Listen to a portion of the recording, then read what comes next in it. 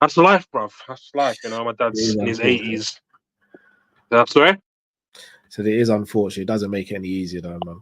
Yeah. So yeah, I've just been under it today, but I just thought I'm gonna get an early night, and I'm glad I actually got on here nice and early. So Nah, just quickly, my appreciate question to you was it, funny brother. enough, you actually brought up the question in yourself in regards of so what were your thoughts on Darwin Núñez's reasons for playing so well for for Uruguay? Fully drawing me You out. like that? Oh, you're drawing me out, Sadiq. I'm gonna annoy the fan base again. This is why I didn't want to say it. Yeah, but charm, man. That's just part of why we love the shows.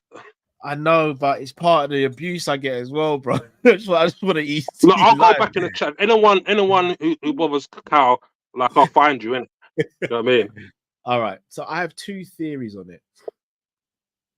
I have a few theories actually. So my first thing is how many people are actually watching the games. Two, he's not really getting more chances or doing things much different to what he's doing at Liverpool. Yeah, agreed. Three, I think he's playing with more confidence at Uruguay. But Agreed. also, I believe the opposition goalkeepers he's playing against aren't as good as the ones in the Premier League. And Yeah, I mean, I watched the highlights yesterday. I know how that's gonna sound. It's gonna sound like I'm diminishing what he's saying. I don't believe, but I just have to call it what I see in it. Like he's not going up against the caliber of defenders and goalkeepers as he would in the Premier League and Champions League. Yeah. So basically, Carl. So basically, if I take on board what you've just said and digest it, yeah, you still want him out. You know what I mean? It's just like, all right. So I'm gonna stick to what I said before. For me, if I was running the club, it would be either Darwin or Jota that leaves and another striker comes in. mm-hmm. Out of the two, I think both have arguments to stay. Yeah.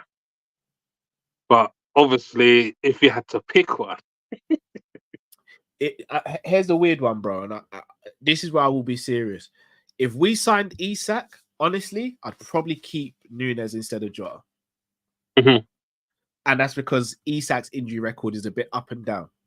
Right, okay. Whereas yeah, that makes sense. Núñez seems very robust. Yeah, definitely. If we want a striker who's robust, then I'd be more willing to let Núñez go and keep Jota.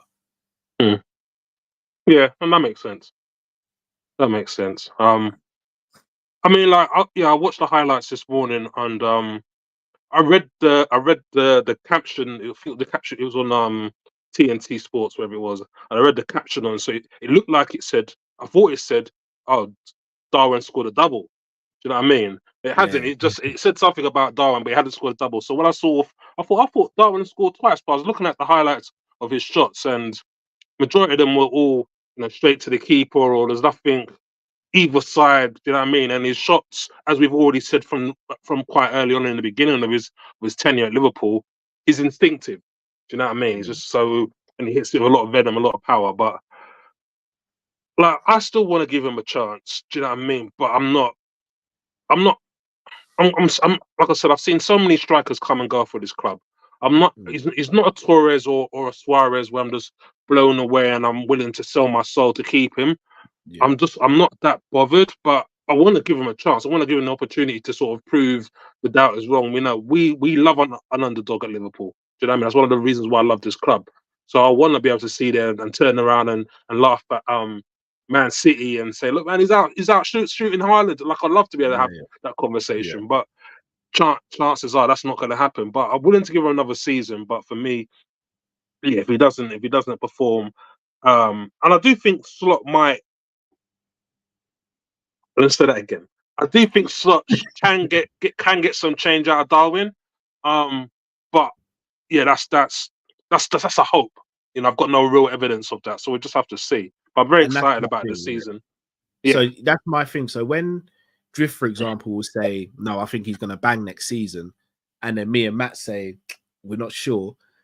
it comes across like me and Matt are being negative, but really and truly, we're saying the same thing as Drift. It's a 50-50 chance. Drift just believes it's going to happen. We're saying we don't know if it's going to happen. So I don't think that's us being negative. I just think that's us going, well, there's a 50-50 chance. It's either heads or tails. You're saying heads, we're saying tails.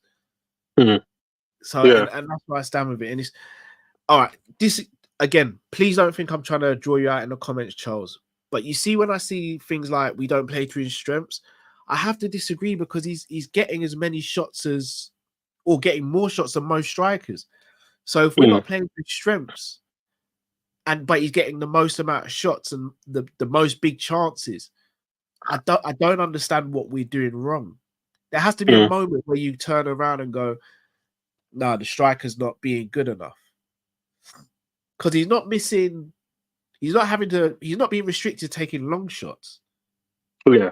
Like, he's missing shots in the box. He's missing shots when he's in front of goal. So, I don't know. Time will tell.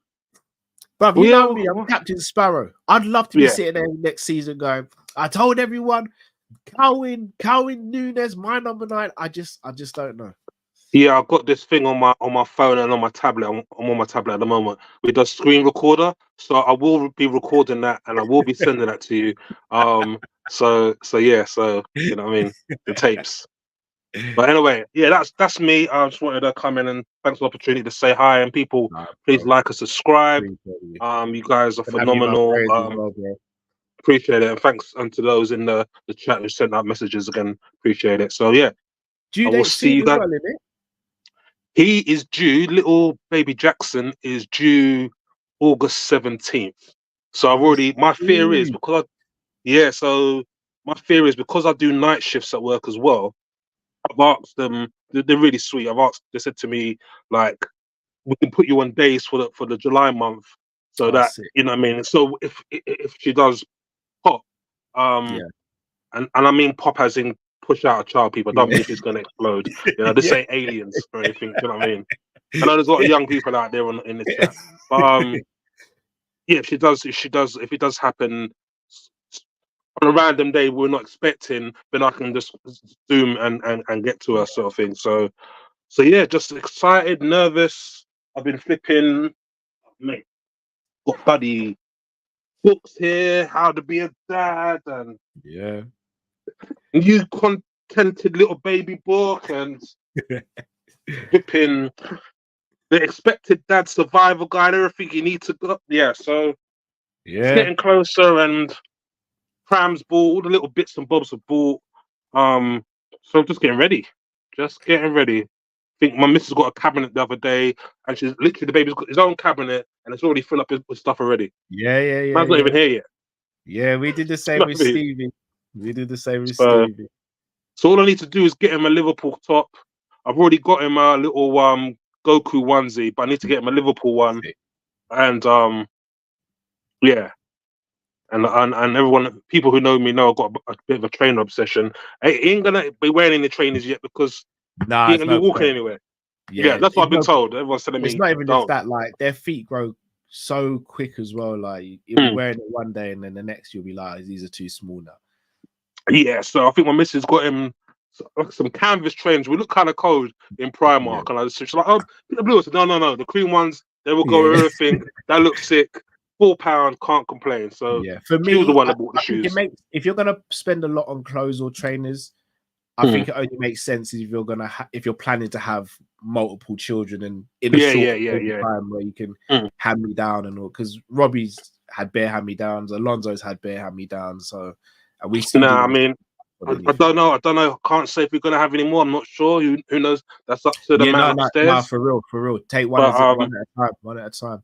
But you know, there was some scares with this one in regards of, because we're both older. You know, she's 42, I'm 48. So yeah, it was sort of like, you know, there was chances of him being born with Down syndrome. So do you know what I mean? So that was a scare, and we had to have tests because she's high risk. But then that all came back positive, and so. Can't wait to meet this guy, man. Can't wait to meet this guy. And yeah, I'm experiencing now the lash of the third trimester with the hormones. Oh my God, bro. Oh, just random, yeah.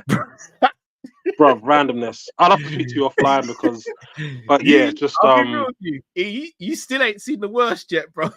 Like, I probably haven't. no, But this I'm last telling month, you haven't. I'm twice, telling you haven't. I've been in the doghouse over Yeah, bullshit. yeah, You know yeah, what I yeah. mean? Oh, yeah. So Yeah, brother, yeah, brother, the doghouse and me are cool now, bro. It's not even a doghouse anymore. It's the outhouse now, bro. It's not even a doghouse anymore. It's the holiday home. I call it a yeah, holiday. you got it all kitted up, yeah. Like, it's cool now, but yeah, I'm not gonna lie to you. You're not even hit the worst yet. Like I said, I was having an argument with over some stupidness. It's like I was saying to my parents, it's like I can't remember what movie it was. It's like I think it was one of the Naked Gun movies. It's like she hit me with this hand. She didn't actually hit me, people. I'm Yeah, using a metaphor. I grabbed yeah. this hand. She hit me the other hand. I grabbed this hand. Next thing you know, this third hand kicked me. What the hell? Who hit me? It's like yeah, just women arguments, mate. It's just crazy, Yeah. but all good and blessed, and yeah, just looking forward to being a dad, man. Flipping late to the party, but you know, Brother, it's the best thing in the world. and I'm having a little man, so I definitely Yeah, feel, you know, I said I didn't really care what we had as long as it's a healthy baby, but I think deep down, every guy wants a boy. Do you know what I mean?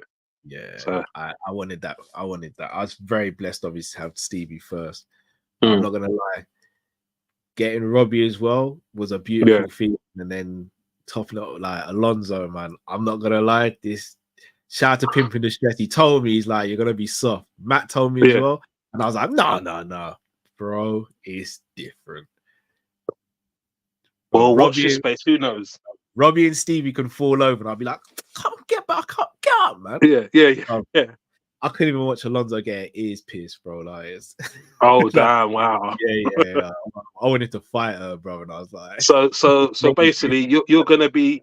So who's gonna be Martin Lawrence and who's gonna be Will Smith when it comes to date night? oh, I'll probably be both. Yeah, I'll probably be both. That you see that thought there? Like, I was Yeah, even speaking to the missus the other day, and I was just like, I'm gonna be too old to go prison, but I might end up there. And she's like, what are you talking about? I was like, what's gonna happen when she thinks she can bring a guy home, and I'm gonna look at him and think, bro, I'm just gonna beat you up just because you have the nerve to come here. But then I might yeah. take myself out a bit and be like, well, I had to go to my missus' dad. Mm, And again, granted, I got threatened a lot. I yeah. got threatened a lot. But I need to grow that maturity. God willing, I do.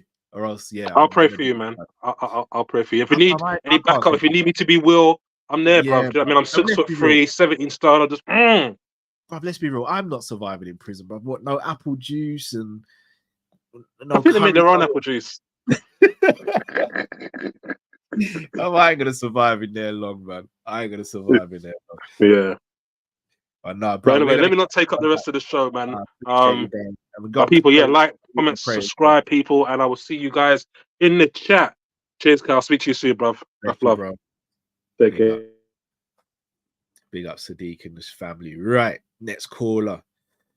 He has been tearing up Ugarte in the comments. But it's been a while since we've spoken to him. Mr. Scout himself. Jade activist in the building. What's going on? What's going on, Callum? What's going on, Matt, who's not here? Because he's lucky I'm not about to flame him over that bozo Pacho. Where's he at? Where's Matt at? Got more than a mistake in him. He got about 3 or 4 of them apparently against Venezuela. Name a Venezuela player real quick, Cal. Gun to your head. I You don't know. finished. You finished. I'll be honest, even against Jamaica, we obviously did the watch long for Jamaica. He didn't move me. He made one very good pass through the middle that they almost scored from. Apart from that, he The didn't better move. center back scored, which was a crazy goal. But the reason I don't want Ugarte is because he can't play football. You think he's that bad on the ball, bro? He's not good enough to win us the Champions League. He's not good enough to win us the Premier League. Not good enough. Is he Fabinho? No. But do we need a Fabinho though? Yes. Because who's our competition? Rodri and Rice.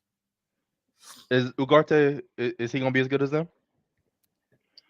Should we be settling for less? What's What's our standards? What's our standards, Cal? Oh, no. Are we Arsenal standard? No. All right, but who out there is near to that level? Roger didn't become Roger overnight, and Rice didn't become Rice overnight. No, but not precisely. But they're there now, innit? And we haven't got anyone who's close to being there yet. We don't. Bichette But maybe in 4 or 5 years, but that's a long time to wait. how old is Ugarte? 23, How old is Rice? 25 or 26, I believe. Do you think in 2 years Ugarte can get to Rice's level I think Ugarte can in terms of dominate doing a everything game. that Rice does? No, not everything that Rice does, but I think he can dominate. Even a if we game look at differently Real from Rice. Madrid, that's another competition. Do we have a Chua? Is he Chouamini? No, we don't. Is he Camavinga? No. I'm not even gonna bring up Bayern because they, for lack of a better word, they ain't shit right now. Yeah, I'm not gonna lie. I ain't got no rebuttals, Jay, bro. We can do better. That's why I'd rather not settle for less because he's not gonna be cheap. They're not gonna give him away for free. Would you United do probably gonna pay like would you 60 do a million? loan? Would you do a loan with an option to buy them? I'd consider a loan. What's the wage split? That's what will make a difference because he's on crazy wages at PSG. Let's say we did 80% of the wages. Like it's a loan. Probably, what is he on, like 200K a week? Let's say he's on 200. And he's making more than Trent then?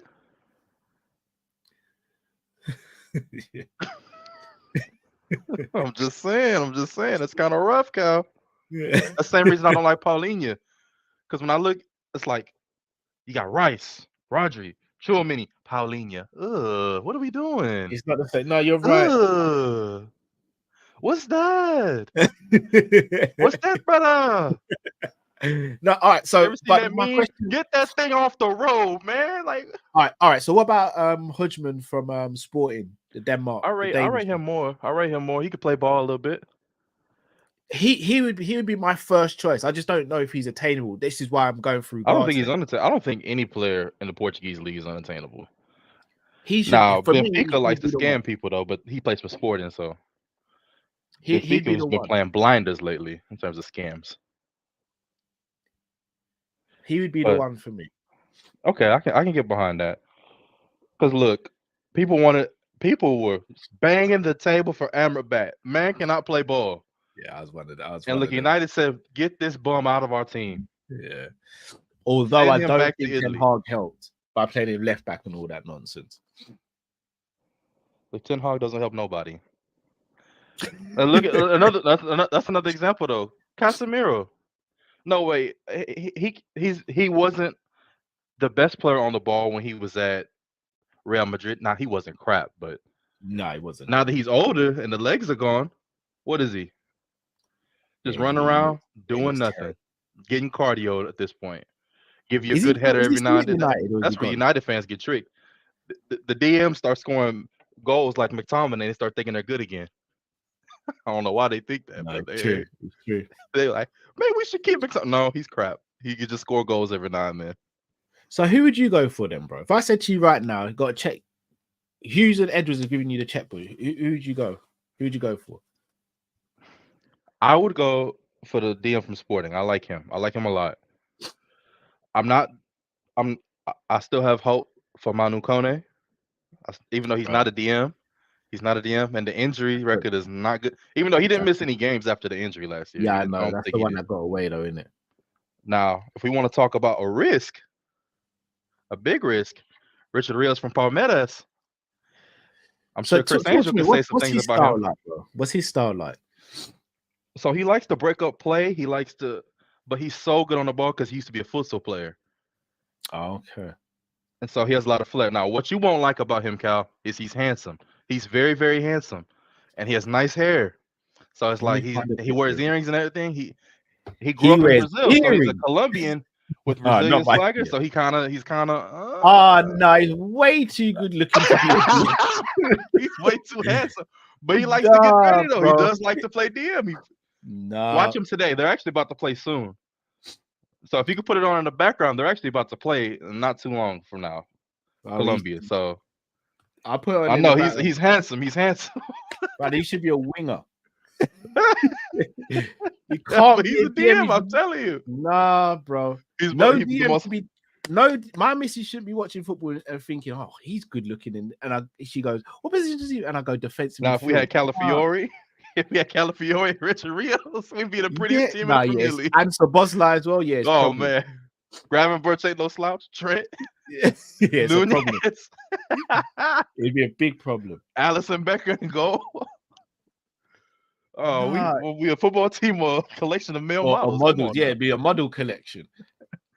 So Richard Rios, man. yeah. Merchandise would be going crazy. You said what? How old's Richard Rios? I believe he's just turned 24. He's older though. Oh, that is quite old considering he's still in the league though. Because like they usually get poached a lot younger than that. Yeah, he's a risk though, but because you're going from Brazil directly to the Premier League, that's a big jump, obviously. Because especially if you're not coming from young. So what's happened with Andre as well? How has that just all gone so quiet? He had an injury to start this year, I believe. But he was seen as the hottest commodity in Brazilian football, and then no one's even speaking about him now. Opportunity only knocks once. Do you think no? He wasn't bad. It's just he'll end up somewhere. I'm sure. He's a good player too. Rios is better on the ball than Andre, but Andre's probably more progressive, I would say.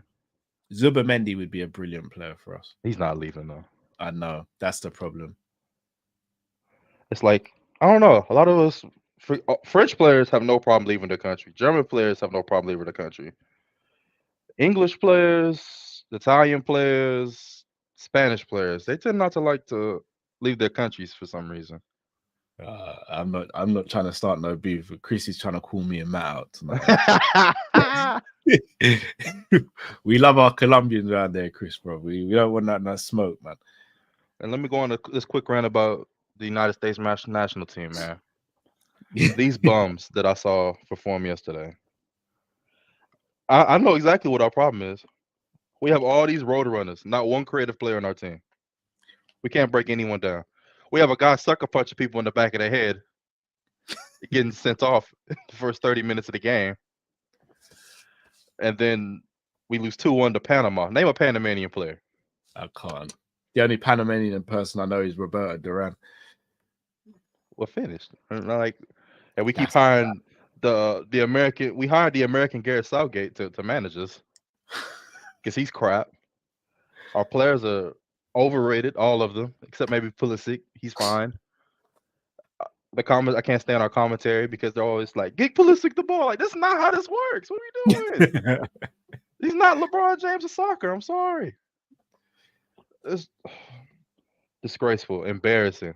Losing to Panama, essentially at home in Atlanta. They're building our new facility in Atlanta.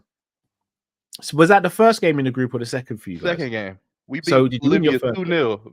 Sweated it out. Jeez, so you have to win after what Uruguay did to them last night. 5-0, easy.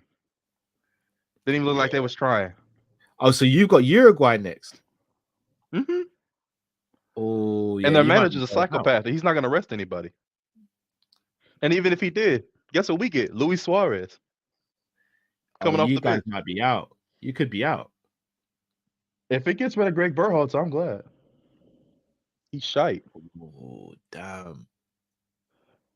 Only way this team works is if you hire Klopp. Klopp can work a miracle with all these road runners in the team. He probably could. Starting Weston McKennie. Yeah, I used to rate him, man. He's kind of meaty. Even though he did have a good season at Juve. Yeah. Musa's much better, who plays at Milan. Yeah, for Valencia, right? No, he plays in Milan now. Oh, yes, sorry. Yes. This is his first year. Much more progressive, better on the ball. Yeah. McKennie just runs around there. Tall. Don't do nothing. And then I'm not even gonna get on the rest of it. It's playing Tyler Adams, they just reattached his hamstring about 3 weeks ago, and they're like, let's play him 60 minutes. Let's do that. This is what we need. It reeks of desperation, isn't it? They start Tim Ream. Oh. They start Tim Ream. Oh, damn. Yeah, you guys aren't winning. He's about 39 years old. Saying that though, Jamaica are pretty much out as well. So we got the way we're playing, y'all could beat us. We're not that good. Mikel Antonio will be the best player on the pitch. Yeah, he would be. To be fair, Damari Gray might be the second best player on the pitch. Even though he's kind of mid. Yeah, he's been hit and miss, man. He's been hit and miss. We needed Bailey. We needed Bailey. I've been slamming the table. Morgan Gibbs White, stop wasting your time with Gareth Southgate. Just switch to Jamaica. Yeah, you're wasting your time. He's never gonna call you up. He's never gonna do it.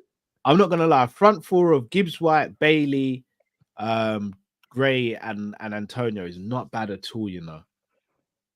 Let me ask, and here's my plea to him. You want to play in a World Cup in your career, right? Expanded World Cup in the United States, which means USA, Mexico, and Canada are not in qualifying.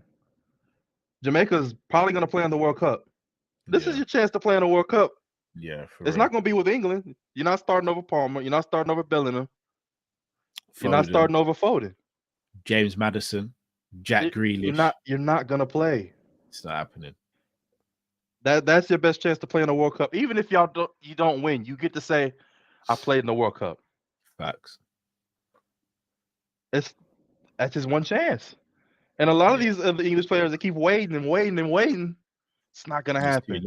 Yeah, facts. Just gonna be real with you.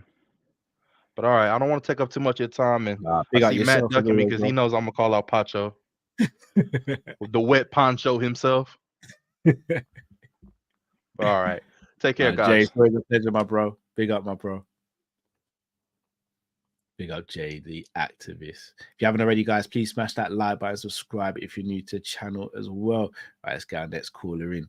I believe this, unless it's, this looks like Cal's Nettle Army. Sean? What are you saying, man? I had to change the name, man. No. When I saw the display picture, I knew he's part of the army. Hold on, are you back on the train, yeah? Bro, I never left, man. Listen, you know you, yeah. I'm gonna start looking at you differently now, Carl, man. You left the train, you left me on my one. Bruv, I just had to refuel, bruv. I didn't leave the train, I just had to refuel. How you doing, bro? Listen, I'm doing very well, man. It's been a very, very long time since I've been on here, man. I missed it, man. Listen, Klopp leaving, Arne Slot coming in, the Slot guerrilla movement is on up and under away, man. We're back in the guy to the end of the day. But yeah, listen, I've just been chilling, relaxing. Hey, listen, I'm gonna be real, you know. Tifo is a madness. Some of the things that them man do on them gifts, bro. I'm just sitting back and I'm like, raw. You can't be sending that stuff around. No wonder why you man had to move platforms, man. It's watershed settings, man. You man had to move platforms quick. Yeah, Tifo, see, we'll always be on YouTube as well, but Tifo is quality. For the watch-alongs, Tifo is actually brilliant. Nah, the gifts are incredible, man. What Jamie Phillips is doing on there, man. Big up Jamie, man. That guy is a legend. Shall I tell you what I love about Jamie? Jamie is the exact same offline as he is online. 100%. He's the exact same. I love that guy. 100%, man. Never changes on all of that. Before we speak about this, I just wanted to ask you: did you get to watch the WWE I was telling you to watch? The episodes of Raw and SmackDown last week. So the last week's, as in the one, not this week, the one last week where the Wyatt Six were. Yeah, that was a good episode. And the SmackDown with Jacob Fatu. Oh my days! That brother looks crazy, bro. I'm like, you know the part that killed me the most about the whole thing is like.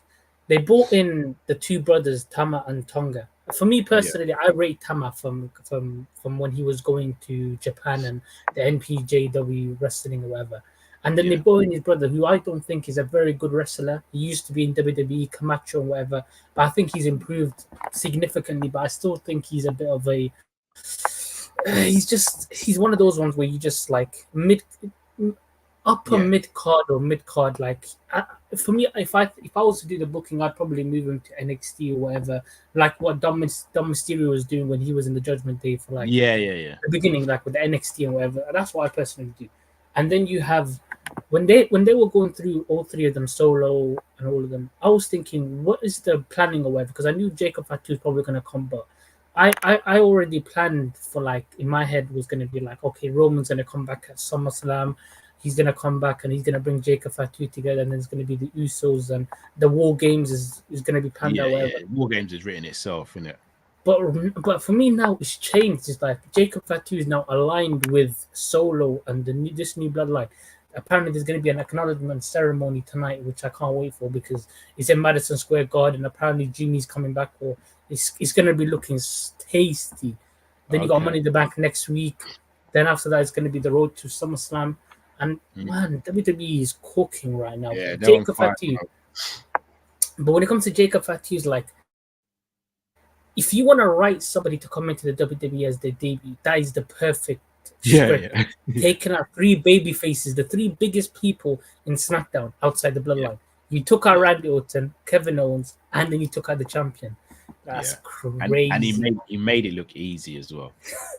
Man, like, he made it look easy. It was terrific, man. It was damn. And then you got a Raw coming. Yeah, Triple H. Oh yeah, Triple H, man. Did you hear what he said about in the Pat McAfee? Do you watch Pat McAfee's usual what's it called? No, sometimes I catch it, but not often. I wouldn't say I'm like a avid listener.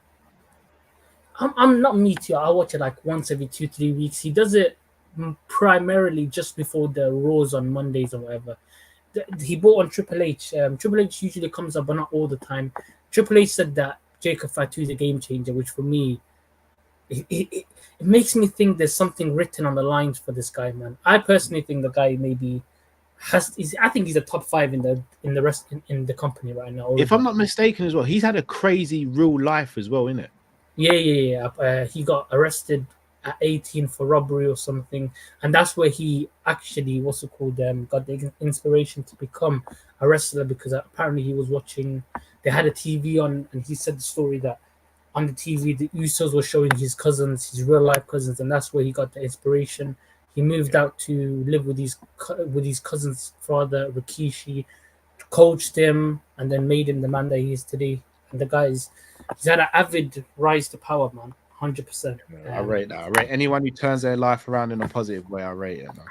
Yeah, man, 100%. But listen, I wanted to quickly speak to you about the football thing, man. Because listen, Ugarte, I'm gonna be real, brother. Ugarte, ew, man, get that off the roads, man. You're not feeling it either. Am I that out of touch with DMs now?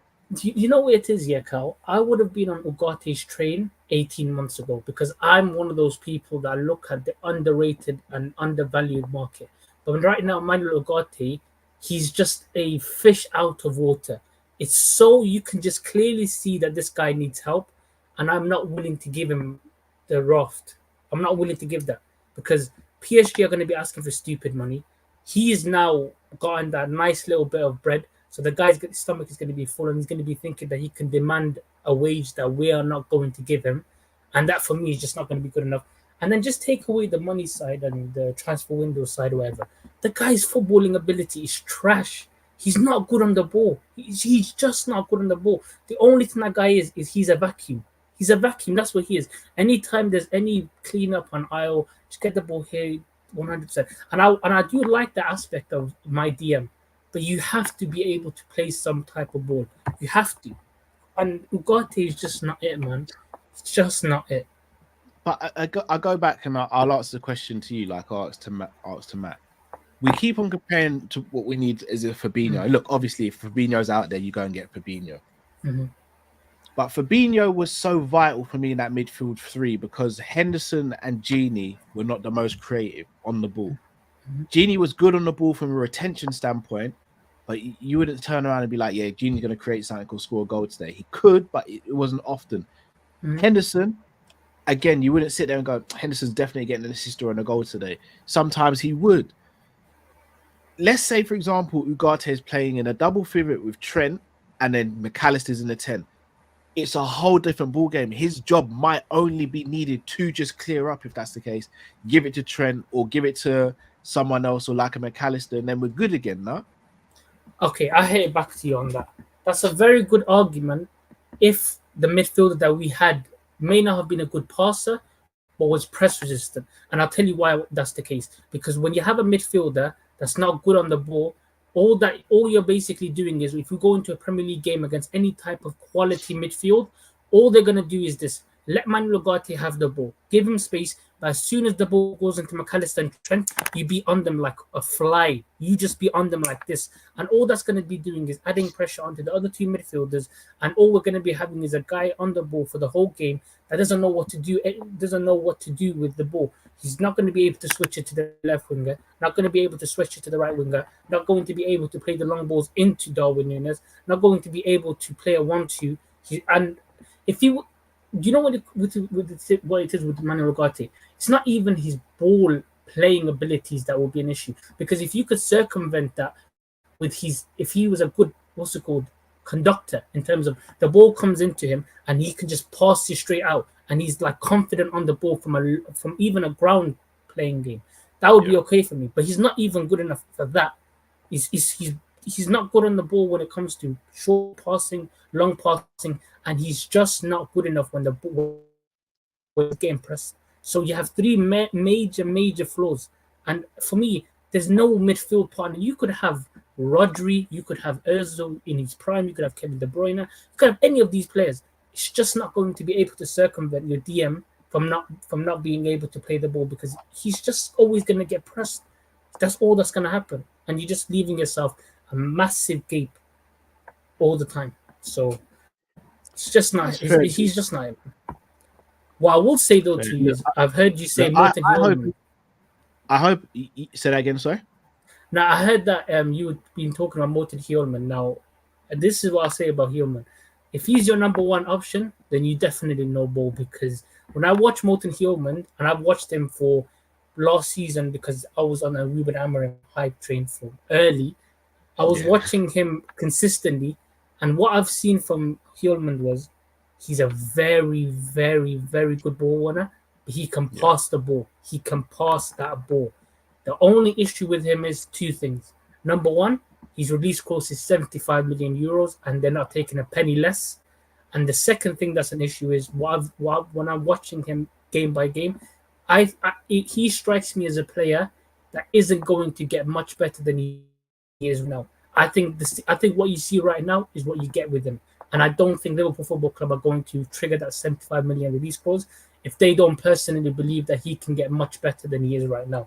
So I don't think we're going to get him. But he is a very good deal. That's fair. The time remains. Time will tell. What are you saying about Kvara, man? What am I saying? Yeah, man. What are you saying about Kvara? You know what I'm saying, bro. Like, hey, listen, man. Listen, Kvara. Hey, listen. I don't think we'll get him. For me, it's either him or Musiala for left wing. If we're losing Diaz, I want a real game changer. For me, those are two real game changers. Musiala is a game changer. Don't get me wrong, but I don't think Musiala would be a game changer on the left for Liverpool. I think he'd be a game changer for Liverpool on the 10, because I think Musiala's best position for Liverpool would be in between the channels, and just if we do play with what Slot would want to play with as a 4-2-3-1 as a 10, and then we're going to have a second striker off Darwin, I think that's where Musiala would love to play for Liverpool. But after I left, I don't think he will bang as much as people think. But Kvaratskhelia for Liverpool, I'm telling people right here, right now, that is not only a game changer, that's a potential title-winning signing. That's what he is. That is the level we're talking about. I'm sorry about... I know Matt and I know Drifty, they love Rafael Leao. Leao's a good player, but he's lazy as shit. Like, I can't stand him, man. Every time I watch him play, it irks me, because I say your ability is just as good as Kvaratskhelia, but you're flipping. It's just the way you carry yourself on the pitch. You just have no intensity in your game.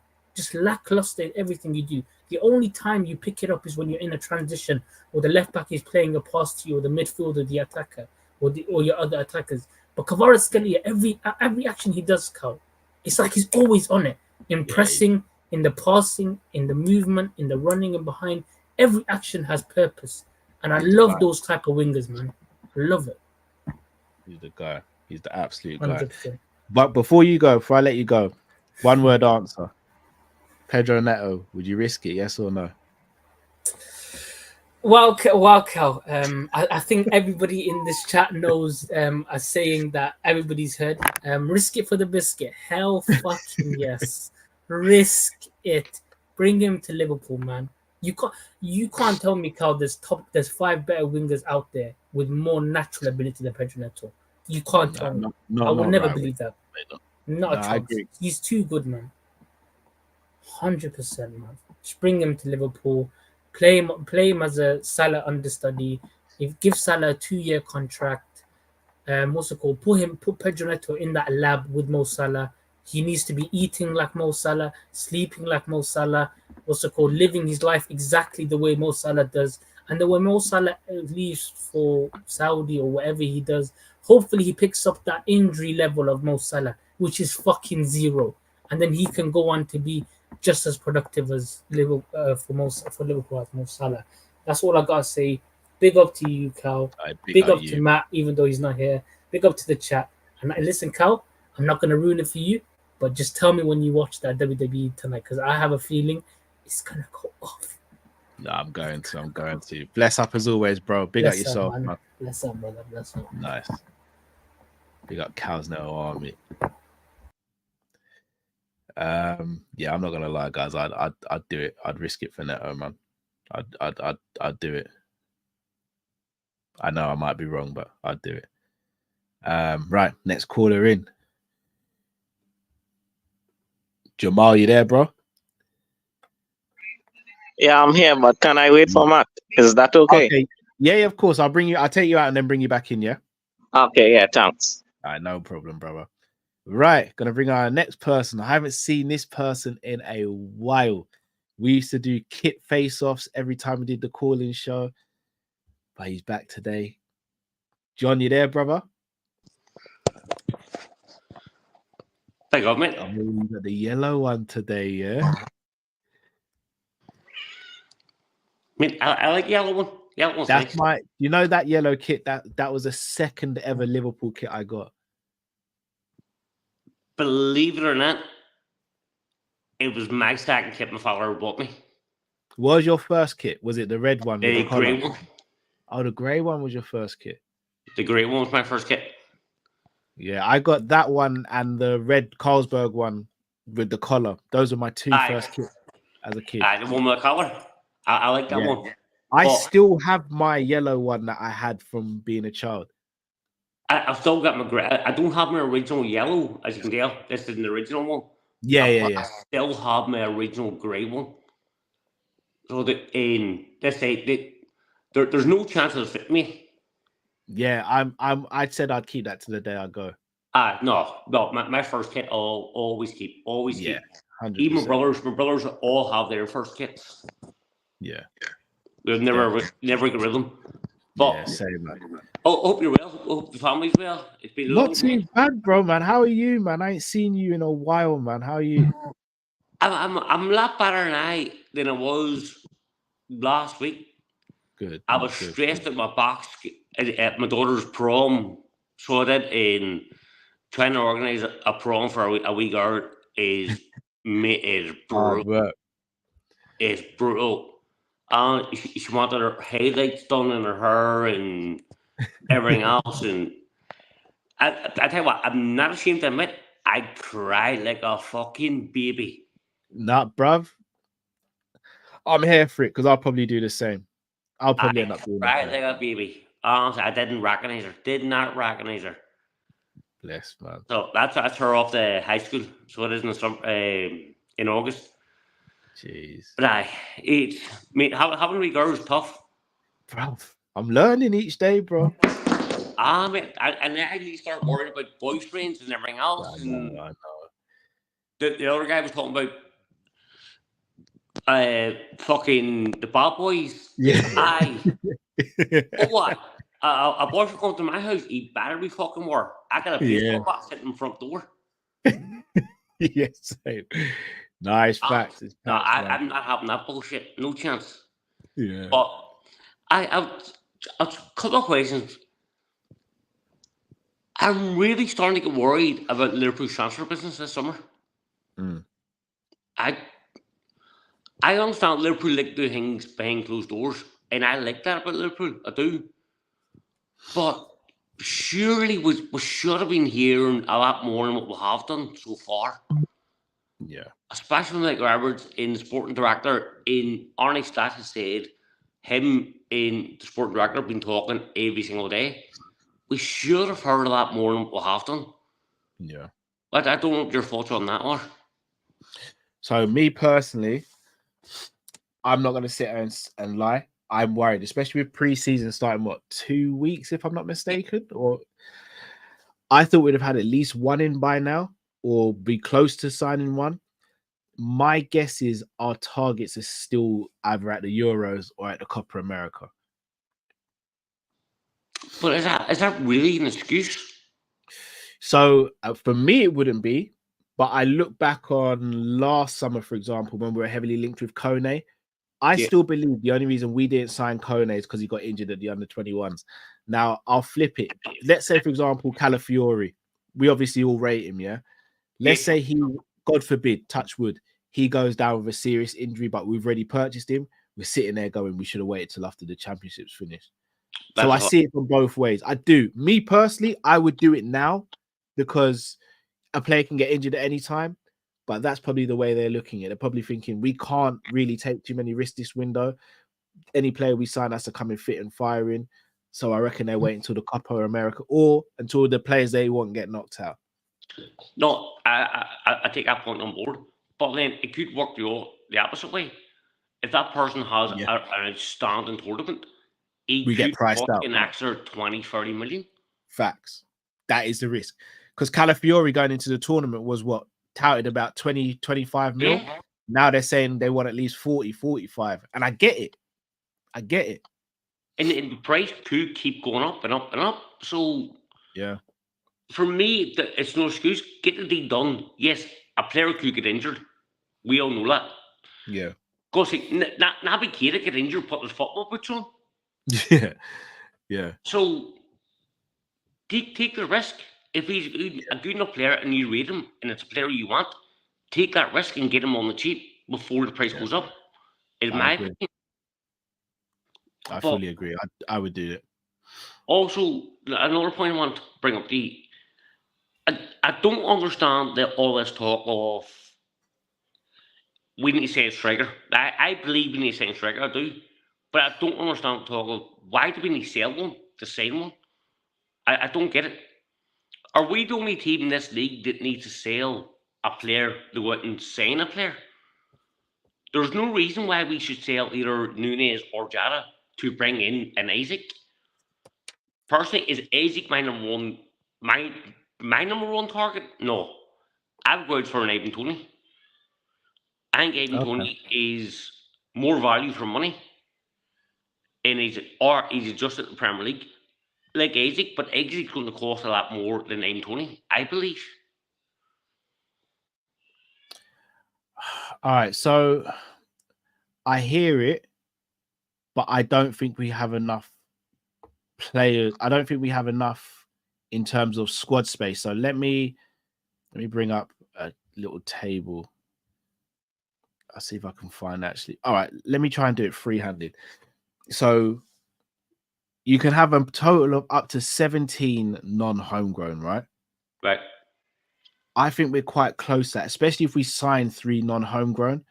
I think that's the issue we've got. If we kept Jota and Nunez and then bought someone else, I think that would impact us not being able to get a right winger, for example, unless that right wing is definitely homegrown.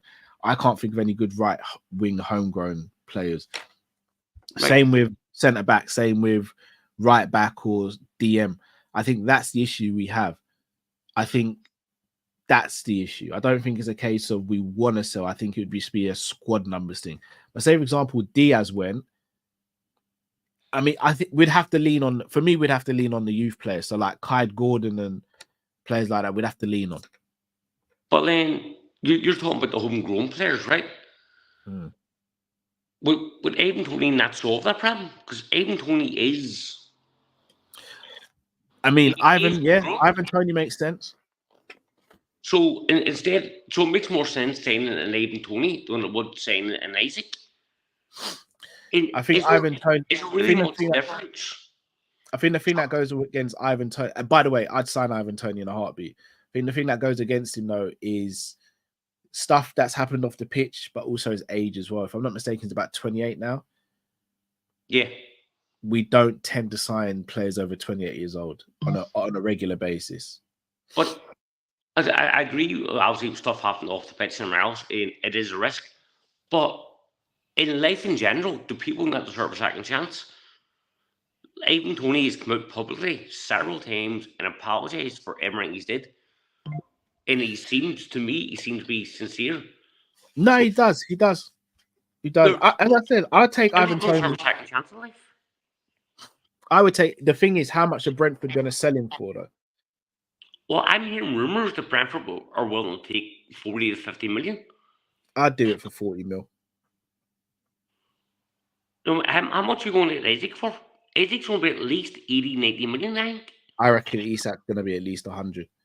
The thing is, Isak for me would be the guaranteed needle mover. For me, Tony would be a great player to have for a few years, and hopefully Jadon Dams becomes the guy that we hope he will become. Yeah. And if you bring in an Ivan Toney, then there's no pressure on Liverpool to sell a Darwin Núñez or a Jota. Yeah, very true. Therefore, there's plenty of cover up top. Yeah. So if Darwin Núñez falls off for a couple of months or a few weeks or whatever, if Jota falls off for a few weeks, you've got Ivan Toney coming in there, and he knows the Premier League. I'd rather sign a well-known Premier League striker who is proven than go out there and saying someone from the Brazilian league or someone from the Portuguese league or Spanish league who isn't proven to score goals. That's it's fair. People came to adjust. No, I agree. So for me, the only player, in my opinion, that we need up top is Ivan Toney. It just makes perfect sense. I haven't thought of it like that, if I'm going to be honest, but you make a lot of good points, bro. I can't even deny it. Tony's a player I rate. My first choice would always be Isak. I think Isak's a real game changer, but I wouldn't be surprised if Tony came in for a couple of seasons and did a madness. See, that's He's got a great eye for goal, creative. That does surprise me, you saying Isak, because you are the guy that's big down on homegrown players. Yeah, but the only reason I was looking at Isak because I would sell one of Darwin or Jota to bring him in. For me, I want to sell Darwin because I do believe there's a quality player in there. Now, you don't get in them kind of spaces and get them many chances without being a quality player. And Darwin Núñez in the Copa America is shown that there is a quality player in there. So we keep hold of him and bar with him. I got a very, very sneaky feeling that Arnie Slot won't get the best out of him. Could have maybe been Darwin Núñez and Jurgen Klopp didn't really see eye to eye. Now, I'm not blaming Jurgen Klopp on this. Yeah, I know what you're saying. Jurgen Klopp, to me, is an absolute legend, and I'll never have anyone say a bad word about him. But maybe them two just didn't click. True. I just think he had enough chances to show that if he was that guy in front of goal, and I've still not had the evidence yet. But he's shown it in Copa America. You can't deny that one. No, that is true. That is true. He is. So for me, I think he deserves at least another season. And if he does do it next season, then maybe that's when you think about, right, we may need to move him on. Well, he's going to get another season. He's definitely going to get another season. So, but in terms of the Diaz in the Gordon situation, Cal, you made a valid point there wrong. If Luis Diaz was to go to Newcastle and Gordon was at Liverpool, would Luis Diaz make much of a difference to the Newcastle squad? I don't think so. I don't know if he does. But I think Gordon might have made a slight difference to our squad. Yeah. Just the way he plays, and he's a scouter. Yeah. So I think he made a bit of a difference to our squad, where I don't think Luis Diaz makes much difference to Newcastle. Yeah, I don't think he does. Not taking anything away from Luis Diaz, by the way. I just don't know if he does. And in terms of productivity, I don't think he gets the same sort of numbers that Gordon got. No. And this thing, people are putting too much disrespect on Luis Diaz, in my opinion, and he's a player still. Yeah. And people seem to forget everything Luis Diaz had to go through last season, personally, in his personal life. So maybe people need to think about that first before they jump on the bandwagon and say that he's rubbish, he's not good enough for Liverpool and everything else. Cut the guy a bit of a break. No, I agree. But that's all I have to. That's all I have to say, mate. John, as I said, it's lovely seeing you on there, man. Lovely. Oh, mate, it's good to be back. So this, it's good to be back. And I hope you, family, Matt, Drifty, everyone's all well. Bless you, man. Same, likewise as well, bro. Big up, mate. Big up, bro. Big up. Oh, subscribe to John's channel as well, Glasgow Red TV. Big up, John. Right, let's get our next caller in. Sorry, people. I'm so sorry. Apologies. You cool. All right, we're going to get Jamal in after. Paul, you there, brother? I'm there. How you doing, boys? Not too bad. How are you, Oh, bro? good. What's going on, Paul? Nothing much. I'm just watching TV at the moment and waiting for you guys to bring me on. You've brought me on. Good time. Okay. Right. Can we start on this Trent in midfield nonsense? I used to be like you. I was begging that Trent should be moved to midfield, but thinking about it and seeing him in a few games for England, not for me. Not for me. Sorry, we have to knock it on the head now. We have to accept he's not a midfielder and he's not a right back. We're just going to have to find a position that suits him. So I will say play him on the right or play him as a wing back, in my opinion. Hold on, Paul. You know I'm going to ask you to elaborate, bro. Yeah, I'm going to elaborate now on the reasons why he is not a midfielder. Yeah, go on, because I'm intrigued. No peripheral vision, no press resistance, and his first touch has got to be a lot better than he's playing that position. There was a few loose first touches in that England game, the first one. And his first touch needs to be a lot better than that if he wants to play midfield. And he needs too much space to be able, in order to be actually control the ball. And to get his head and pass the ball. Simple as that. Quick question, Paul. Seconds if he's playing the double pivot. I got a quick question. Do you think Trent would be better in a 3-man midfield than playing a 6 like how Southgate wants him to be Calvin Phillips?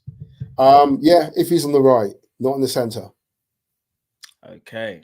So would you arguably say maybe a lot of Trent's deficiencies are because Southgate is playing him as a DM and not DM as part of a double pivot? Yes.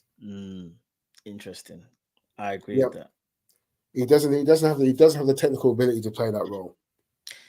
All right, quick question. If you think he doesn't have technical ability to be in that role, and plus his passing is a bit erratic. He's not as consistent as most people think he is. And there's not much variation in his passing. He always tries to look for the long ball rather than just ticking the ball over with short passes. Being patient. You're me right now, you know, Paul. You know that, innit? Paul's saying a lot of rebuttals, you know. I'll be honest with you. In terms of his passing and his variation, you can only pass to what you see.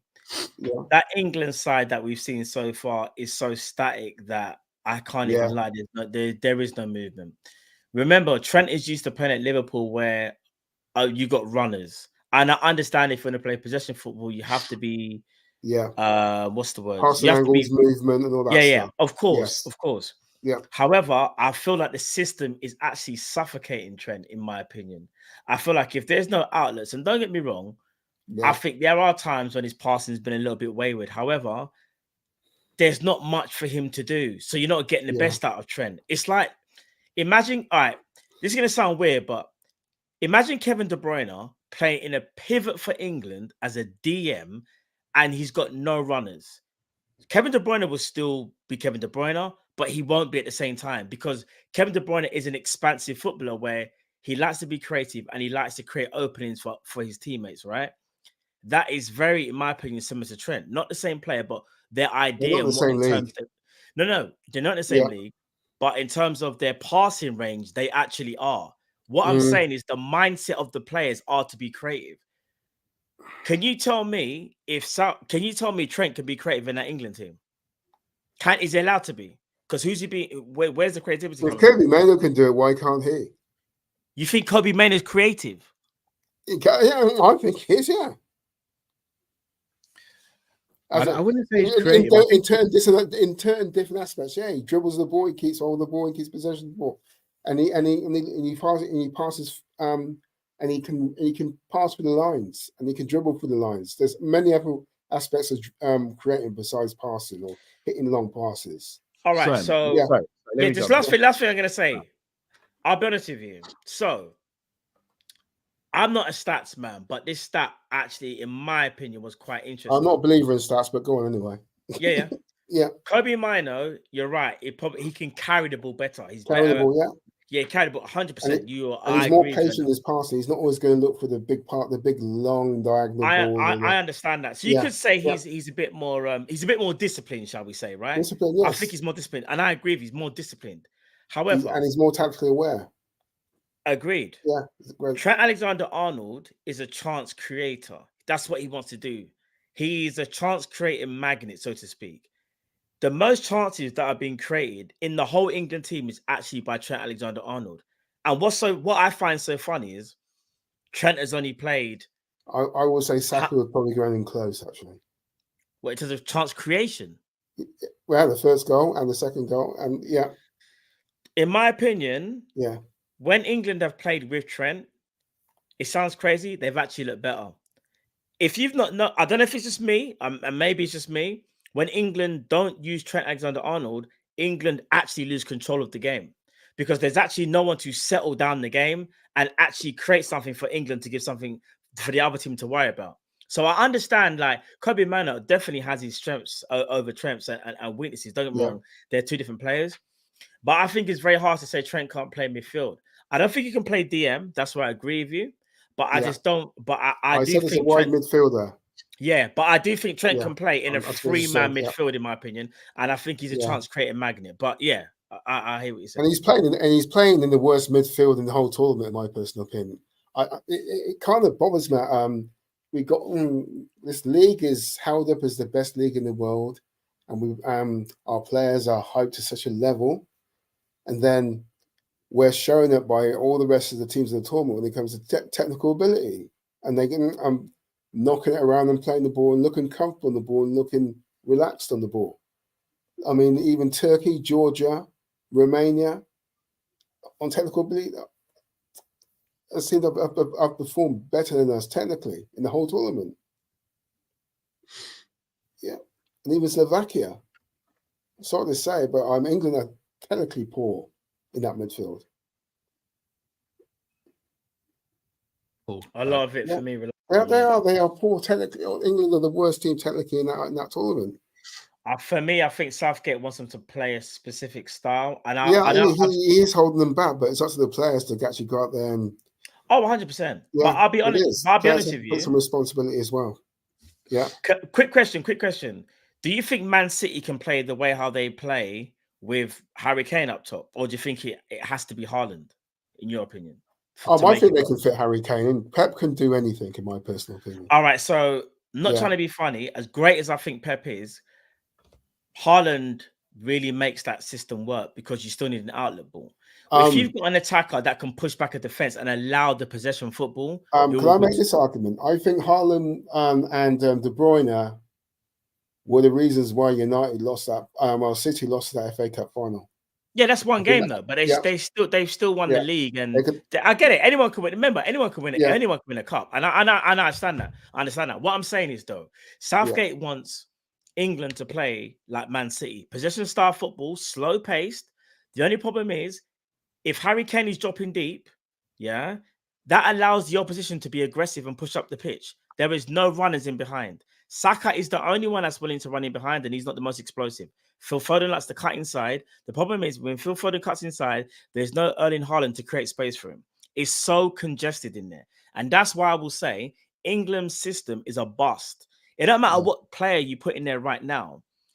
But Harry Kane is a marksman. But Harry Kane cannot create space for others for that system to flourish. Do you see what I mean? My idea would be for that. I would move Bellingham from being a 10 and put Foden as a 10. Or give Foden the free roll across the midfield rather than Bellingham.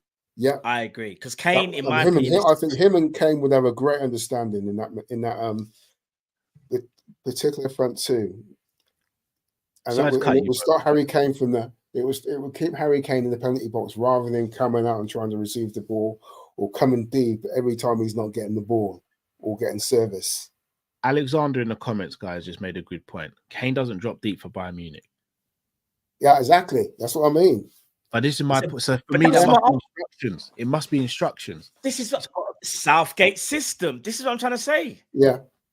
This is his instructions, what he wants the players to do. But I'll be looking for the time when he's gone, actually, to be honest. If he's going after this tournament, and they get a progressive coach. Yeah. I'll be honest, though. Yeah. I don't know if I agree with that statement wholeheartedly, though, Cal. Kane does drop deep sometimes for Bayern. The difference is he's got runners off the ball. When you've got Sane, he picks and chooses it. Though, yeah. When you've got Sane, Musiala, if he plays, or Kingsley Coman, you've got runners in behind. This is what I'm saying. If you don't have runners in behind, it doesn't matter how great your possession style is. You still need space to work your possession style of football. People seem to think that Barcelona didn't have pace or something, or like, so to speak, like, bro, Messi had pace. Yeah, David Villa had explosion. So did Pedro. Yeah, we know about flipping Neymar, Suarez. Even though you are a possession style team, whoever you want to be, that have that identity, you still need pace to execute it, because the fact of the matter is you want to have space to work the ball in between the lines. I think it's something that Southgate, in my opinion, has so criminally under I don't even know what to say. He's just not looked at the dossier. He's just a rubbish manager. He just can't manage, bro. He doesn't have tactics. Yeah, he's looked at a blueprint and gone, we're going to play like that. We're going to have some possession style football. But I think it's more about players who can hold on to the ball and that can manipulate the ball and take players on in tight areas. But it's not always the time that you're going to get space.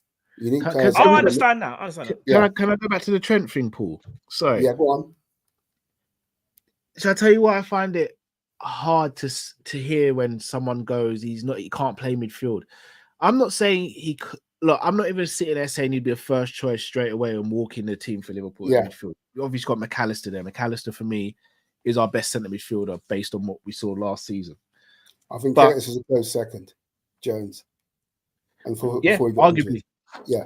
But I watched Trent last season when he was playing the inverted role, and when Klopp actually pushed him into midfield or gave him a free role, he ran the game. He wasn't doing what he's doing for England. He was getting further forward. He was driving forward with the ball. He was creating things. He was scoring winners. I find it really disingenuous for us as a Liverpool fan base to say he can't do it based off what we've seen at England. If he was doing this for Liverpool, I would have to hold my hands up and go, you know what, guys? I was so wrong. But I'm seeing everyone, Paul, bro, stink for England. It can't just be, it's not just Trent. Everyone stinks for England. So, yeah, your favourite boy, Bellingham, has been right to say that he's been equally as bad as Trent. Say again, sorry? Your boy Rice has been worse than Trent. He has. Spicy Mark Noble has been quite No, I agree. But again, no one can sit here and say Rice is a rubbish player either, because Rice for me was top I don't rate him either. Midfielders. Yeah, I don't rate him either. Let's go on to DMs. Yeah, who you bringing in then? I would bring in. I've mentioned this often in the chat. I said Weaver. Yes, Max Weaver. Definitely. Yeah. Alan Varela. Okay. And Edison, I wouldn't mind. And Atalanta. Yeah. Yusuf Fafana. Monaco. 20 quid, a bargain. Bring him in. Definitely. And I will also take a punt on the Pedro Neto. There we go. I want Pedro, and I want also Francisco Conceição, the other Portuguese winger. He looks very good, actually. He's a baller, mate. If you want someone to replace Mo, bring that man in. Yeah, he looks very good. I can't lie. He does. And on my dream wingers would be Musiala and your boy Yamal.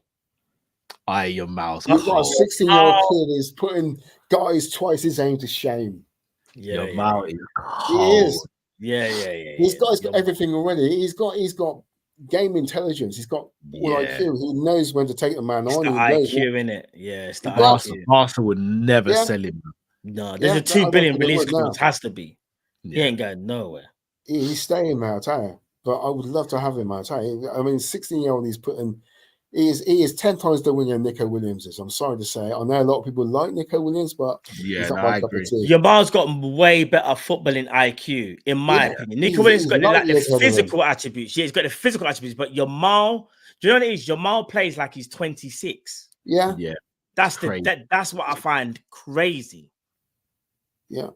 Okay. I mean, this guy, he knows when to pass it, he knows when to take the man on. Yeah. And he can also put in, he's got end product as well, which a lot of wingers in today's football haven't got. Facts. Yeah. I mean, sorry to say about Trent, but it's just my opinion about Trent. Cool, brother. I hear it. I respect it as well. That's I think it'd be a big mistake when we got players in there who can do the job as good as he can. We don't really need to put Trent in that double pivot.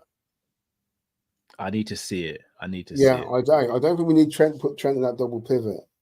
Especially when we get a new DM who can probably do a better job. Personally. Fair enough, Paul, always a pleasure, bro, having you. Always a pleasure, man. Definitely. Great talking with you, Paul. Yeah, excellent. Yourself, bro. Yeah, take care, man. Take care. Bless up, have a blessed weekend, Paul, yeah? Yeah, good. Same to you, lads. Take care. Take care. Big up, Paul, man. Each and every time. Paul. Right, let me have some of these supers, and then we're going to get K-Mac in there. No, we've got, Jamal, and then K-Mac. Okay, cool. So that's AMPM says, Cal and Matt leaving early. Whoa. Yo. You know, that's how H would say AMP. That is, bro.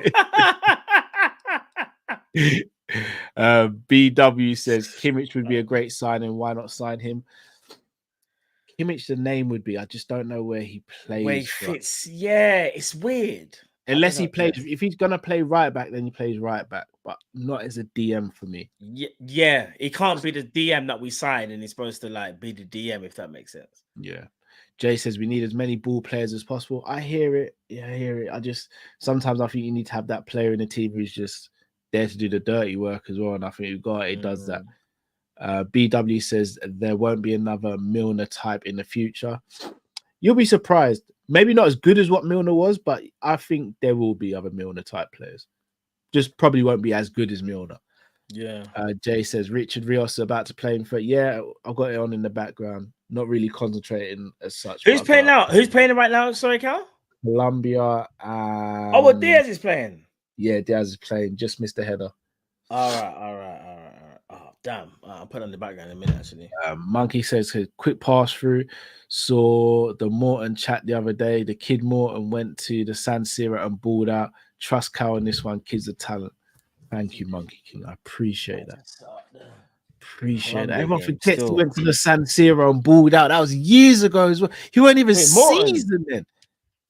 Who Morton? Trademark. I don't call him Tyler Morton. TM, I call him Trademark now. Did Nat Phillips do the same thing as well? Still. Yeah, and you know my thoughts on Naldini, bro. Yeah, I hear that. Sweet Boy says, with Trent, we are turning a world-class right back into an average midfielder, honestly. Just because he has good passing doesn't mean he qualifies to be a midfielder. I'm going to ask this question to everyone in the chat, and I'm going to switch off my camera so I can switch off my fan because it's getting a little chilly in here. Is Trent still a world-class right back? Not a world-class footballer. Is Trent still a world-class right back? Honest answer. I think it's the thing is with Trent, it's just his application. It's got nothing to do with his talent. It's application, you know. That's me being so honest. So I don't know If he applies himself, then he can be, yes, because he's got all the ability. I think people think like Trent can't defend or something. Trent can defend. It's whether he wants to defend, whether he wants to play right back anymore. Do you get what I'm trying to say? So, people, I know you can see me doing the most at the moment. I'm trying to move some wires about. But then I asked you, Matt, if he picks and chooses when he wants to defend, then he's not world class. No, you can be, bro, but he's not showing it. There's a difference. Do you get what I'm saying? You're still you're not showing it. So yeah, I guess okay. Right now he's not because he's not showing it, but he's still he can be a world class right back. I want to ask another question. Then. All right, was he world class before? And suddenly overnight he's just not world class no more. No, but why again? All right, so this goes back. Why? It's because he doesn't. Do you know what it is, bro? He's falling in love with the idea of being in the midfielder, and when was the last time he was a world class right? I'm not talking about playing invert. I'm talking about playing as a right back. When was the last time he was world class playing as a right back? Honest, I'm just asking honest questions here. That's not his fault, though. Do you know that, right? Why isn't some of it his fault? Some of it for the last 18 months. Klopp's invited him for the last 18 months. Was it 18 months? Are you sure? Bro, the last time Trent played right back was like 2 seasons ago against Arsenal. No, the game before that Arsenal game. Then we inverted, remember? But do you get what I'm trying to say? So that was like what, April? Not last season, season before. Yeah.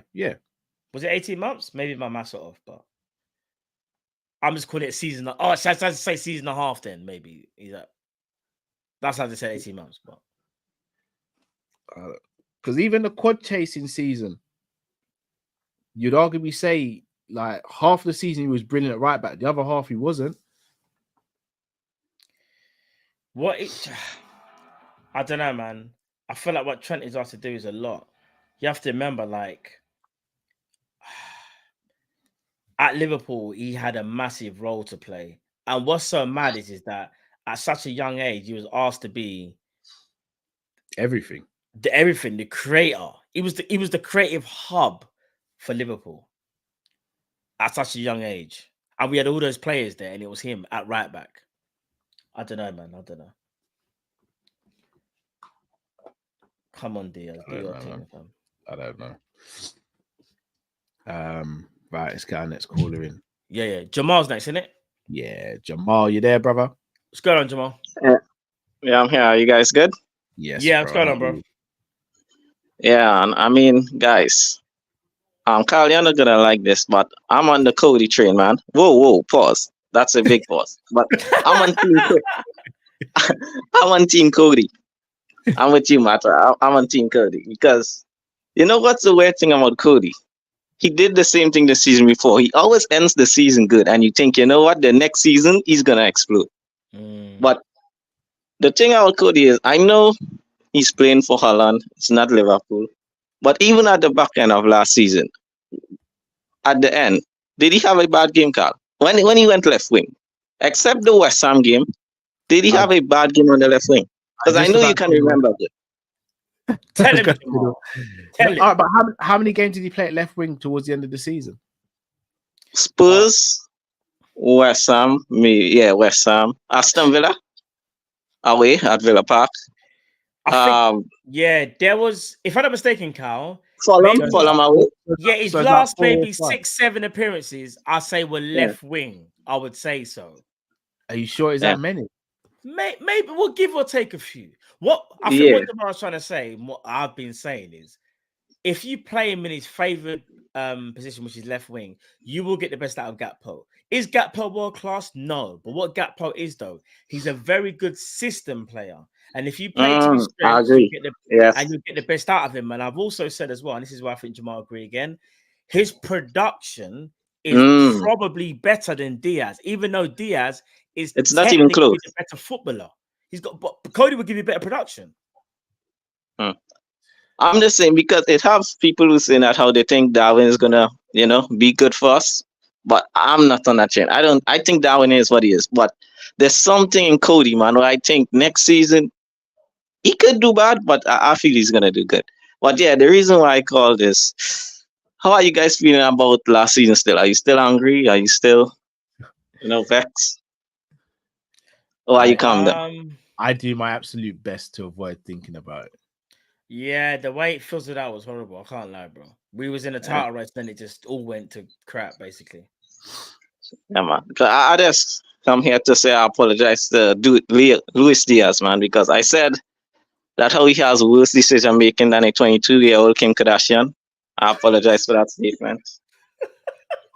And I think I called Darwin Nunes and Luis Diaz the Latino brothers of destruction. And I take back those two comments, man. I'm sorry. You know, when it was after the City game when I said that. You know, when he missed the whole game, my head was hot, man. The Diaz one, innit? The Diaz one really hurt. It hurt us all, but I can't lie. The Diaz one got us back. 22-year-old Kim, you know. You know, that was around the time with Ray J and them, man. Yeah. You know them.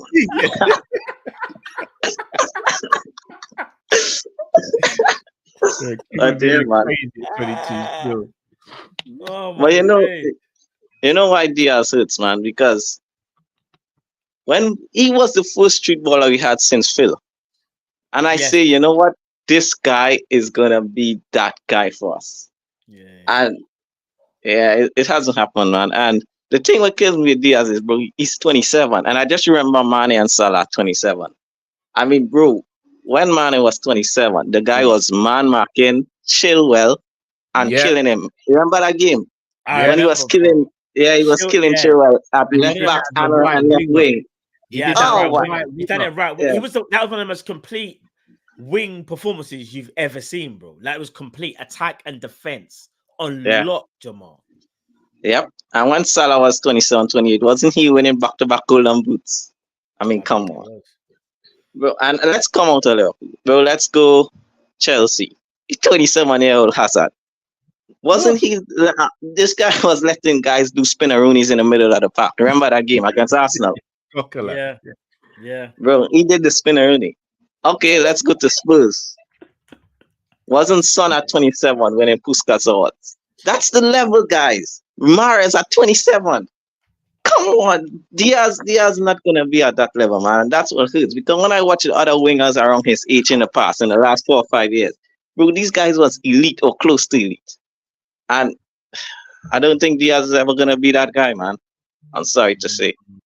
And I understand when Drifty says not everything is GA, and sometimes you need a guy that's to be a street baller. But Pep has destroyed that because them could have do that a long time because he could have won the Premier League with 70 points. Now you need 90 max. So you need goals, you need goal contributions. There's no more, a guy could get 2 goals and 2 assists. Nah. You could have only do that when Salix was winning the Premier League with 70 points. But bro, Pep has destroyed that. Bro, you need end product now. Because of Pep, you need at least 93, 94 points. So yeah, that's the mad thing, man. And the last thing I want to say is on this Calafuri guy. Now, is he good? Because everyone been posting his looks on Twitter, and bro, I haven't seen his football once. I mean, come on, guys. We're not. The thing, Jamal. So here's the thing. I think all jokes aside, he's good. I think here's the thing. So up until the Euros, his name wasn't really mentioned, if I'm not mistaken. And he's gone to the Euros, and in my opinion, he's been absolutely he's been one of obviously Italy's best players, and you can see there's a talent there. And if I'm being honest, out of all the defenders that we've been linked with for the left centre back role, I would probably say he's the most assured one of them. He's probably ahead of Pacho, ahead of Hincapié, ahead of who's the other one? I can't think of the names, but I'll probably say he looks very assured. My only concern with him is that the way how Italy play and how Bologna play, in my opinion, he does suit like a mid to low block. Now I get it. We haven't seen Arne Slot's system, but in a Jurgen Klopp team, I think he might get a little bit exposed because you've got to be amazing at one-on-one defending, and you have to be quite physical and athletic because we like to play that kind of daredevil centre-back thing where it's like, okay, it's 1v1. Are you better than your attacker? Whereas I feel like in a system where it's more designed like an Arsenal or Man City, he will be better. So if we kind of do that a bit like an Arsenal or a City, then I think it can run still, personally. That's my honest opinion on Calafiori. Yeah, I just hope he's good, man, because I don't want this RFC defending again, man. I don't want the RFC defending. Because I couldn't care if you look like, I don't know, a combination between Ribery and Modric. I just hope he's good at football, man. But yeah. Nah, man, it's just I'm going to Twitter and bro, everyone is always posting pictures of this guy. But I want to see his football, man. It's not a model, it's football. I don't care how he's he a good looks. footballer. Funny enough, I was out there, me and the chat were going back and forth the other day because like I think Pacho, I still listen to this day, I still think Pacho's a good defender, but if I'm being genuinely honest, he's ahead of Pacho. He, like right now, he's better. I still think Pacho. In fact, Pacho may have a higher ceiling. I don't know, but I would say he's ahead of him. That's just me being real, innit? He's a better player. Right now, he's ahead of Pacho. You've got more experience as well. The last thing I want to say is on Annie Slot's interview, have you guys seen him say that how he wants more than 82 points and he wants to win the Premier League next season? Yeah, I think that is bold, Bro, that's big, because I love it. The elephant in the room is Klopp always used to say Manchester City was the favourites, and yeah, so it's going to be interesting to see. Do you know what's going to be interesting? If we fold and we don't and we do worse than Jurgen Klopp, a lot of people will sit there and say there's a reason why Klopp never used to sort of say too much or try and give praise to someone else and try and be the underdog. However, let's say we do win the league, and however we win it, whether it's by 1 point, whether it's 2 points, 5 points, everyone will start saying, "Wow, you see when you put that fear into your opponents, and when you're bullish about it, this is what happens." It's going to be interesting to see, Jamal. I can't lie. Yeah, but I just have a sneaky feeling we're going to have a good season next season. I think because I need to see who we bring in first before I say that. Oh yeah, and Carl, bro, I'm sorry, but none of your targets are coming, man, to Liverpool. I'm sorry, bro. You got that chinks because you hear what Napoli said about Kvaratskhelia. No, what they say now? That brother ain't leaving Napoli, man. Them say that guy is staying. Oh. Yeah. So yeah, man. So enjoy the Euros, guys. And yeah, man, I just want you guys to talk about this Gakpo conversation because Carl, Szoboszlai and Gakpo has been here near. I know Gakpo have a half a season more, but you have full confidence Szoboszlai is gonna do good, but not in Gakpo. So I want to see your reasoning. But yeah, guys, I just want to say this is the best Liverpool fan channel out there. And come on, guys. These guys need more subscribers. And yeah, they're the best. Bless out, Jamal. Big up, bro. Big up, Jamal. Okay. Peace out, guys. Have a blessed one, Jamal. It's a very good question. Why do I believe Szoboszlai more than Gakpo? I've seen a period from Szoboszlai when he came where he was our best player kind of straight away. And yeah, the fall off was crazy. But the same way people say Gakpo was mismanaged by Klopp, I think people should say the same thing about Szoboszlai. He was mismanaged last season. He really was. Do you know what frustrated me the most? Yeah. Oh no, sorry, bro. I didn't really finish. Go on. I didn't realize you finished. No. Go. No, and that's where I've seen Gakpo for long enough for me to believe that he'd be a great squad player. I don't know if he'd be more than that. I think Gakpo could surprise everyone if if Gakpo has the same confidence that Klopp gave to Diaz. I think we get a better production out of Gakpo. I think Gakpo, I know he's not necessarily a better technical player than Diaz. I think you get more out of Gakpo. I think Gakpo's got a bit more variety. With Luis Diaz, I don't know whether he was told to do this, but he has this you know when you go on Foot Manager and you see tendencies, yeah? His tendency will be dribbles lows and drifts in often. Like he just drifts in often. Very rare he goes byline and put a cross in, even though I just saw him do one for Colombia a minute ago, right? Yeah. I think Cody Gakpo can cross the ball better than Diaz, and it just opens up another avenue. Whether Gakpo cuts... Remember, Gakpo was trying to do the Trivela every time he had the ball for Holland. I've seen him do left foot crosses though, Cal. I know he's done a lot in this tournament, but I've seen him do it before. What I'm saying is though, Gakpo I know he's even himself is a little bit of a cut inside merchant, a little bit. Yeah. Because Gakpo loves that shot in the near post when he cuts inside, he gives the goalkeeper eyes and tries to go near post, right? But I trust him in front of goal better than Diaz. Like I trust if Gakpo cuts inside, I think Gakpo means business. When Diaz cuts inside, I don't know what's going to happen. I genuinely don't know.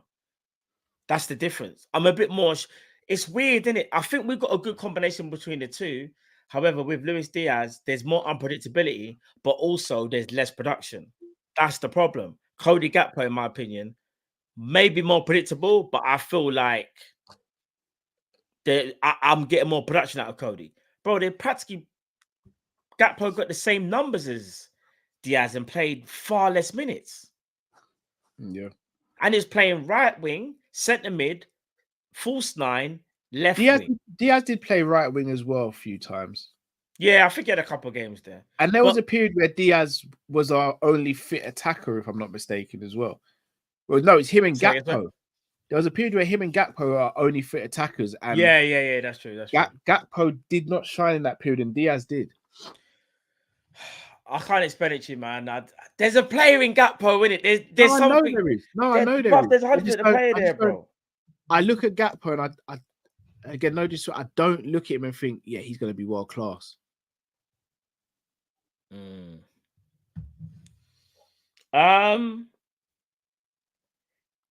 If he doesn't become world class, I think he'll be the one below, like high international class, however you want to perceive it, the international class. But I don't think Gakpo is someone that we should be looking to get rid of personally. Probably not. I think Gakpo, is he 24, 25? Is he Gakpo 24, 25? I think he's around the same age as Darwin.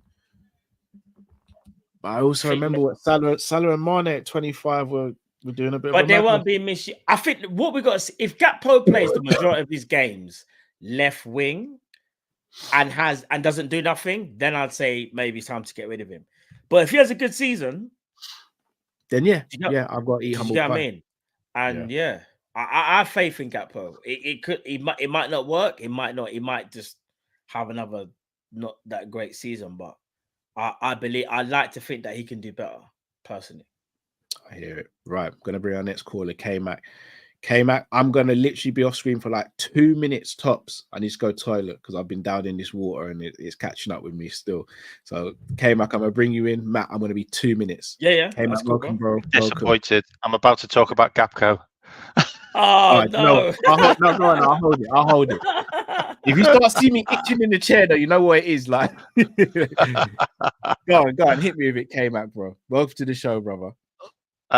15 goals in 15 goals in 56 games for Liverpool. Yeah, played all over the shop. Yeah, 36 goals in 106 games for his old club and 38 assists. Gakpo's a bagsman. Really is. He has less shots than Jota. I think you put Gakpo in front of the goal. I think you're going to get 1 in 2. I really do. Oh, 1 in 2. I really do. Really? I really do. He's also got more shots. He's also got long shots in him, which not a lot of our players can do, attackers wise. That I agree with. He does. Yeah. He does. You got a good long shot. He hits a powerful shot, and he puts that whipped cross in. And he did it a couple of times at the end of the season. And the thing about Gakpo as well, I'm probably saying his name wrong. I always get picked up for it. On the left-hand side in a slot system, he's not playing 4-3-3, remember? So he won't have to do that cross. He won't have to rely on his left foot all the time. Because he'll have a runner. He'll arguably be playing wider in a 4-2-3-1 sometimes. Yeah. So he'll have the runner by him, the 10, or the midfielder, and he'll be able to put the cross in more and whip it to the back post. And like I've been listening to loads of people, like big up everyone on the show, like some brilliant guests, and big up everyone in the chat. I'm going to throw a couple of names at you, okay? And your eyes are going to go. But you have to remember, look at the team we've got now. We've got Edwards and we've got Hughes, okay? Just a couple of names, okay? Don't bite my head off.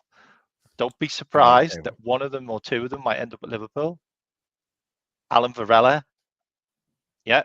We know how much we wanted him. We know how much Edwards wanted him and fell out with Klopp over it. Yeah, we know about that. Milos Kerkez not having a bad Euros. Hey, Bournemouth left back. Left-sided. I'm Plays there. for Bournemouth. I'm Who there. signed him? Who signed him? Richie Hughes, bro. Alex Scott, really good central midfielder. We were linked with him for a while. He was. He can also play DM. Yeah. Carlos Baliba. Look who Brighton are now looking to sign. Why are Brighton buying midfielders when they got that lad? He was big on our list as well, but we never got him. Keprin Thuram. I know he's going to the Olympics as well, by the way. Unfortunately, who knows what happens there? Keprin Thuram, 20 million quid maybe, cheap as chips. He's still on. Manchester United can't buy him. Yeah, he's still on the market. Can't buy him because of the issues with their two clubs. Yeah. So no one from that club can go now. Then you've got Taliba, who's the central defender. We were linked with him. Manchester United wanted him, so we kind of backed off. Maybe he could be back on the radar. Really good central defender. I love Edison. I think Edison's sensational, by the way. Yeah. Edison's a goal scorer as well, by the way. 7 goals last season. Yeah. I think he's a brilliant defensive midfielder, and he can play the 8, and he can also play the 10. Really good player, like really versatile. I'm not going to say Kvaratskhelia because apparently Kvaratskhelia's agent and the actual owner of Napoli went to Germany to basically get him to sign a new contract. So I think maybe that one could be gone. But there's one guy I will say, and I was right about Dom, and I'm going to say it now. Rodrigo from Real Madrid. Watch this space. Rodrigo from Real Madrid. Mate, don't do this, bro. Because if this happens, how many positions can that lad play in? No, here's the thing. I've always said right and centre forward. I've always said if Mbappe goes to Real Madrid, which he's practically signed for them now, and there has to be a player that they're gonna have to sell for a decent fee to kind of offset that. I know Real Madrid have got money, but they're gonna someone's gonna want to move, and not if it's not for money, it's playing time. Rodrigo's always been the one that I've always thought would be in touching distance if someone was gonna leave. I pray it happens. I don't think it's gonna happen. I like your optimism, but I'm gonna watch this space. I will say that. 123 million. Sorry to cut you, boys. Diaz is about to step up and take a penalty for Colombia. Is he? Steps up and brilliant penalty. Okay. Wait. You're ahead, man. Damn. Oh, sorry, Matt. Sorry, bro. It's cool. Gecko, are you watching? At least he scores. I'm not gonna lie. I thought Rodriguez was gonna take it. The penalty is superb. What are we saying? Salah's definitely off pens next season. Like, no goalkeeper saving that. I'm sorry, guys, but Salah's definitely on pens next season. Salah better be off pens next season. No, McAllister and Diaz need to have a word, man. I can't even lie to you, bro. Let me see Diaz's he's going to be on pens next season. Oh, I also wanted to talk about this. Yeah, no one's saving that. Hold on, someone's at the door. Give me 2 seconds. I'll literally be 2 seconds. Someone's at the door. One second. When you come back, I'll swap. Am I just going to show me while you go to the toilet? Yeah, Matt's holding me up now. The thing as well, which worries me, and big up Glasgow John as well, by the way, talking about he's worried about transfers. I'm worried about contract renewals. Like we've got 3 big renewals coming up. Like all the stuff with Trent. Like if anyone wants to force Trent out of Liverpool, then it looks like it's the UK media, and the majority of them are probably from Manchester. Literally trying to force that guy out of Liverpool, by basically using him as the scapegoat. I mean, he was all over the back papers. He was on the pitch for about 6 minutes. Yeah, and he was, and his picture was used as why we were bad. Like, it's a bit ridiculous. Like, the problem with England is Southgate, and the reason why is because Southgate was a defender, and he doesn't know how to do anything else. Like, he can't manage attackers because He's a defender. Like, and at the end of the day, I don't really care if we win every game 1-0 or we win in penalties every single game until we win the final. I'm absolutely fine with that, because at the end of the day, we're just like Greece. If we win that Euros, we win one Euros in a blue moon. Like, you know what I mean? It doesn't really matter for me. We need to get one over the line, just like we did with Klopp. I'm gonna go toilet. Yeah, You know, just like we did with Klopp, Matt. We needed to get one title over the line, you know, and that's what we need to do with England. We need to get one title over the line. You know what I mean? Agreed. Because when I know what you mean, because obviously when you get that play, mate. Yeah, when you get that taste of success, that's what kind of allows something to progress. That's what happened with us under Jurgen Klopp. Once we won that Champions League, I know it's different internationals and club, but it's the same thing in terms of success brings that. I know how that feels. I want that again. That's all that is. But I feel like for that to happen, though, in my honest opinion, Southgate has to change so much, and I just don't know whether he's willing to do that. That's the problem, in my opinion. But have you actually seen the numbers? Like we are the number one team at like not conceding chances. Like we don't look open. We don't look wide open, by the way. We look solid. Like, no, our best players are basically our defenders. And but it's the attacking. And here's the thing: don't get me wrong, England. It sounds crazy. England can still win the Euros if they're a little bit more adventurous. You can still be defensively sound, but you've also got to take risks. Remember, it's a tournament, and if you don't take risks, and remember, if you don't take your chances as well, and you don't take risks, you're not going to score.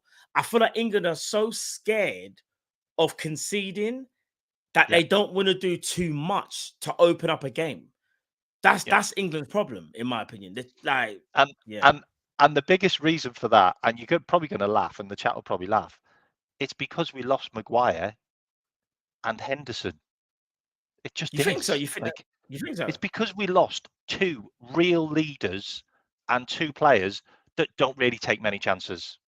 They're quite solid. Like Maguire, as much as we laugh about him, he's unbelievable for England. Like, I will say this for England. Player. I'll be honest with you. The way how John Stones has been playing in this tournament, Maguire could, in my opinion, step in. I'm not even joking. I don't think Stones has been good at all, in my opinion. No, I think Gahey's been the best England defender. Yeah, and he's not even fit, by the way, Gahey. Like, no, he's not even that fit. Like, he's literally just come back from a long injury. Yeah, it's an interesting one. I didn't really want to talk about England because that's it is what it is. It is what it is. But a big problem in the England midfield is definitely Rice. Like, Rice is not a defensive midfielder. I'm sorry. Like, he's too slow. He's too laborious. He takes so long, and he does this pass where he just passes it to the guy next to him, and then goes there, and then gets the ball back. And you're like, why don't you just run into that space, like, with the ball? Yeah. Like, and there's a reason why Arsenal moved him out of the defensive midfield role and put him as an 8, and look how good they were. Like, they were unbelievable towards the end of the season when they put Rice in there. Yeah, that's just, how many chances, assists, and goals, did he get involved in when he got put higher up the pitch? You can do that for England. Like, we don't need him there. Yeah, like, no, I agree. But then I think you can play Wharton there if you wanted. That's what I was going to say. Southgate why are you taking been brave Wharton? Enough. Yeah. No, it's true. Like, why bring him if you're not going to play him? I agree. Well, are you taking them so they can't go on holiday? It looks like he did that with Joey Gomez. It's mad, man. Yeah, mad. I don't understand that one as well, Joe Gomez. But next season slot, like, I just want to quickly talk to him, like, because I think a lot of people took his press conference out of context as well. Like, he didn't say that he was going to win the league. He said that it takes over 83 points to title challenge. That's what he said.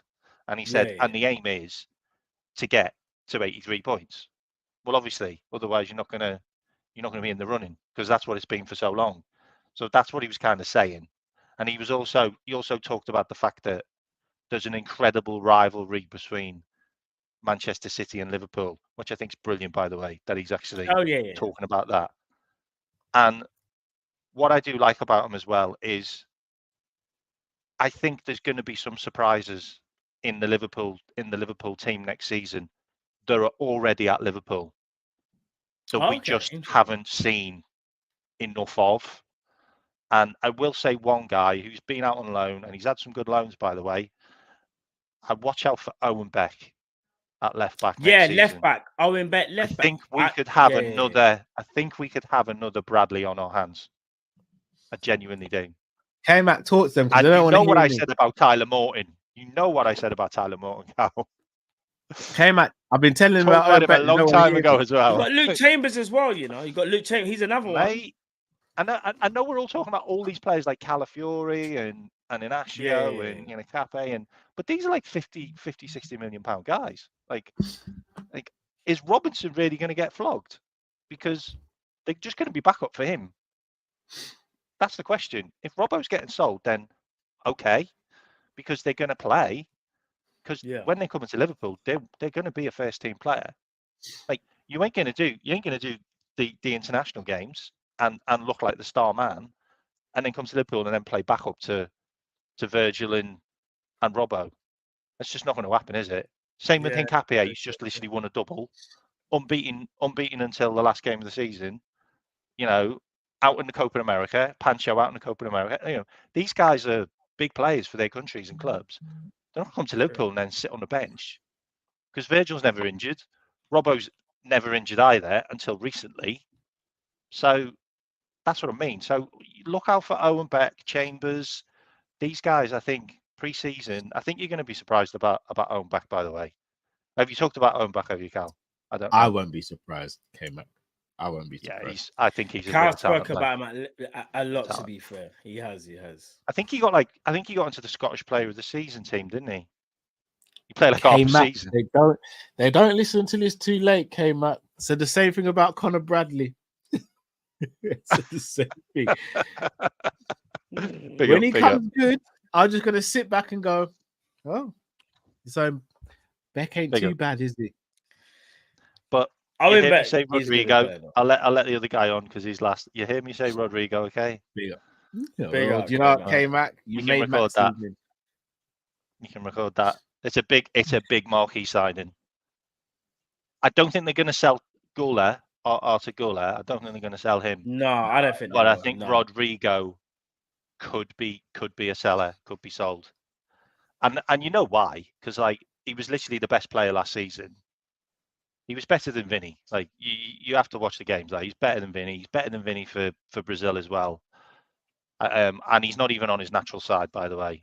He's basically done what Mane did when he came to Liverpool. I agree with you. It's like, oh, I'm going to play here. I'm going to play here, and then they're going to go, no, we need you over there, mate. And he's gone, okay, I'll play over there, and he's been brilliant there as well. Yeah. Sick player, really, really good player, really, really good. I would love to get Rodrigo. That's the marquee. 100%. That's the marquee. Let's let it happen. And then you trust me. Big Dom as the number 10. Come on. Big up next season. Big up, guys.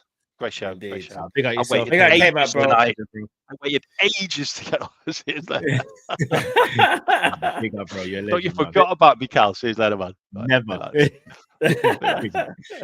Big up. Take care, bro. Big up K-Mac, bro.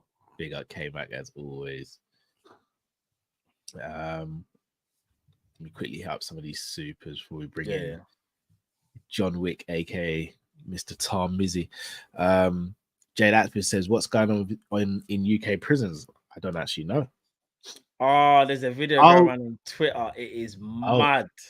Oh, is there? Yeah, let's just say one girl is moving mad. A woman? Yeah, bro.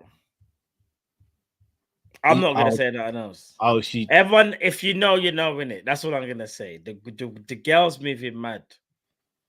I don't even understand. Like, well, I do understand, but it's just, it's just crazy. Being passed around the table like potato salad, basically. Basically, yeah. Yikes. The fact that Yeah, Bob is just mad. It's just mad. Like, we should get her on the show. Still, I can't lie. Give her an interview. You're a Liverpool fan, by the way. Bro, but I'm telling you, what I saw on my Twitter was mad. I was like, what? What's this? And I'm like, no, bro. Like, it's crazy. It's actually crazy. It's on Twitter, yeah? I might It's have on a quick Twitter. look. I see the people that bats on the couch. I ain't on no couch, bro. I'm just saying. I'm saying. But yeah, it's crazy. And is she married? Yeah, apparently she's as well. Bro, it's mad, bro. Oh, wow. You see it now. Bro, it's mad. It's mad.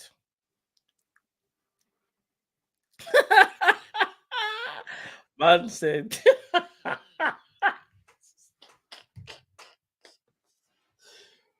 Look at Carl's face. That says it all in it. It's a no, no. It's a mad thing.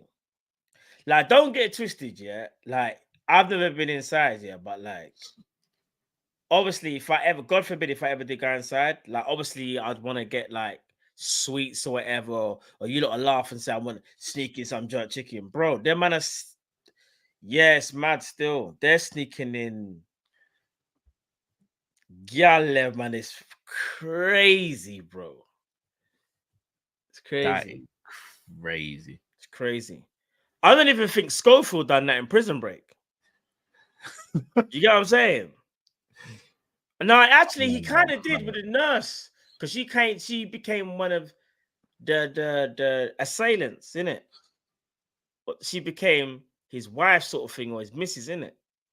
That's insane. So that brother's moving like Schofield blood. It's crazy. That's insane. Wow.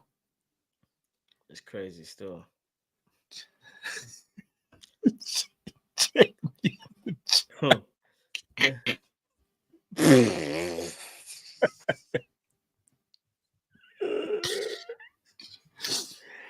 Bro, listen. It's a mad thing. Wow. Makama, it's my birthday today, guys. Let's effing go. Big up Kopish. Makama, this is for you, bro. Big up, bro. Big up. Happy birthday, man. Happy birthday. Bro.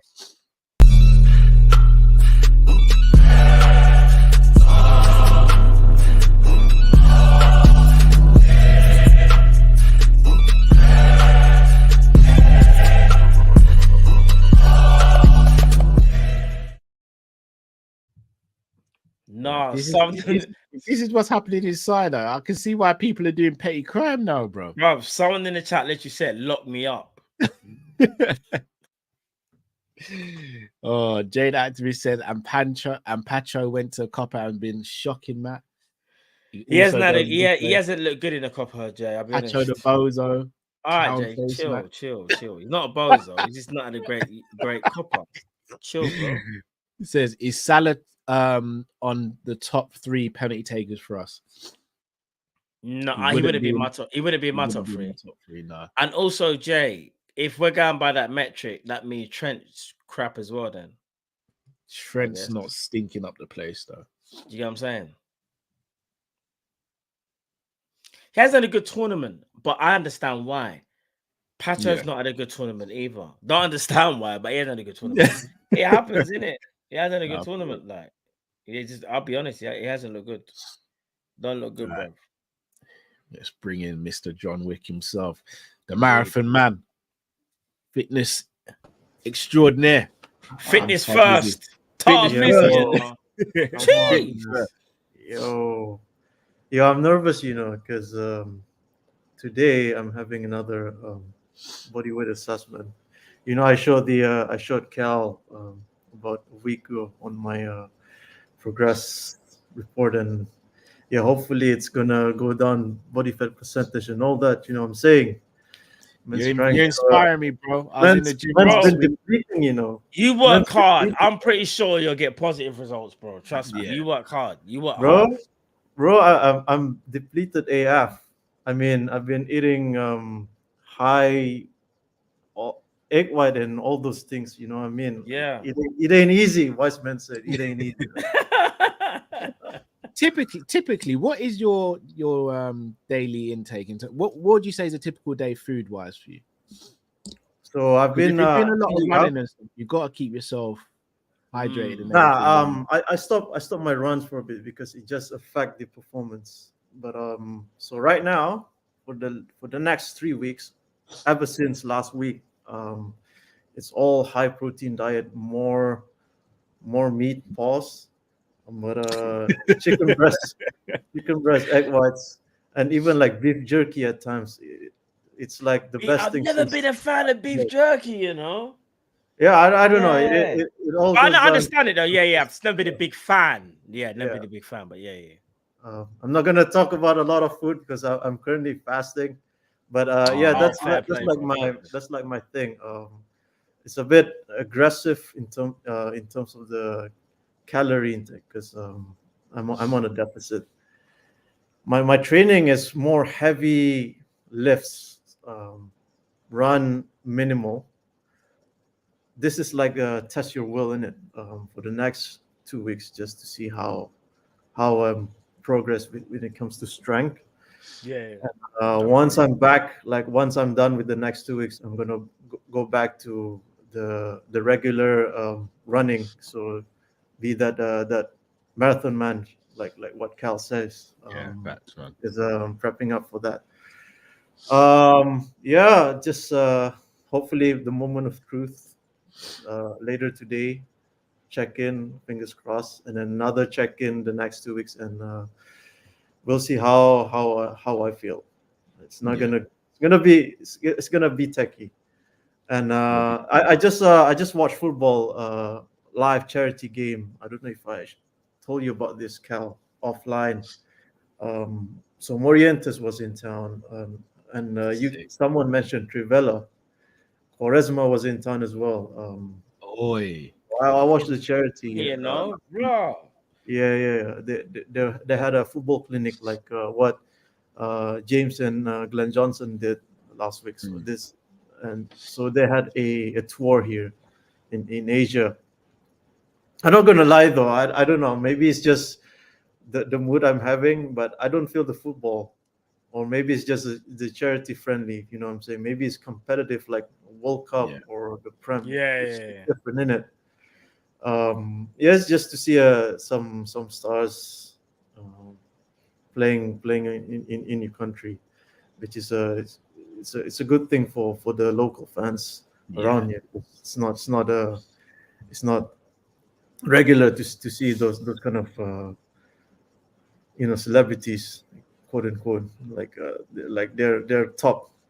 You see them on TV, like they're really the people here when their names got mentioned, they have, it's just the cheer and support. Like for me, like I've been watching games because you know me, like I went to Qatar about in 2022, so I've been there. But like just blessed to see them show up and enjoy the moment in it. Nice. I have like a few quick fire, and then but I'm gonna go with one fun question. So you guys play football, and my question is used to. Yeah.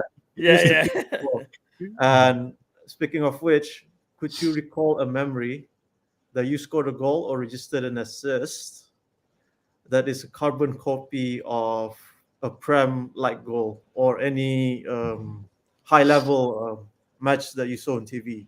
So I'll give you mine. Yeah. It was the a wing wizard.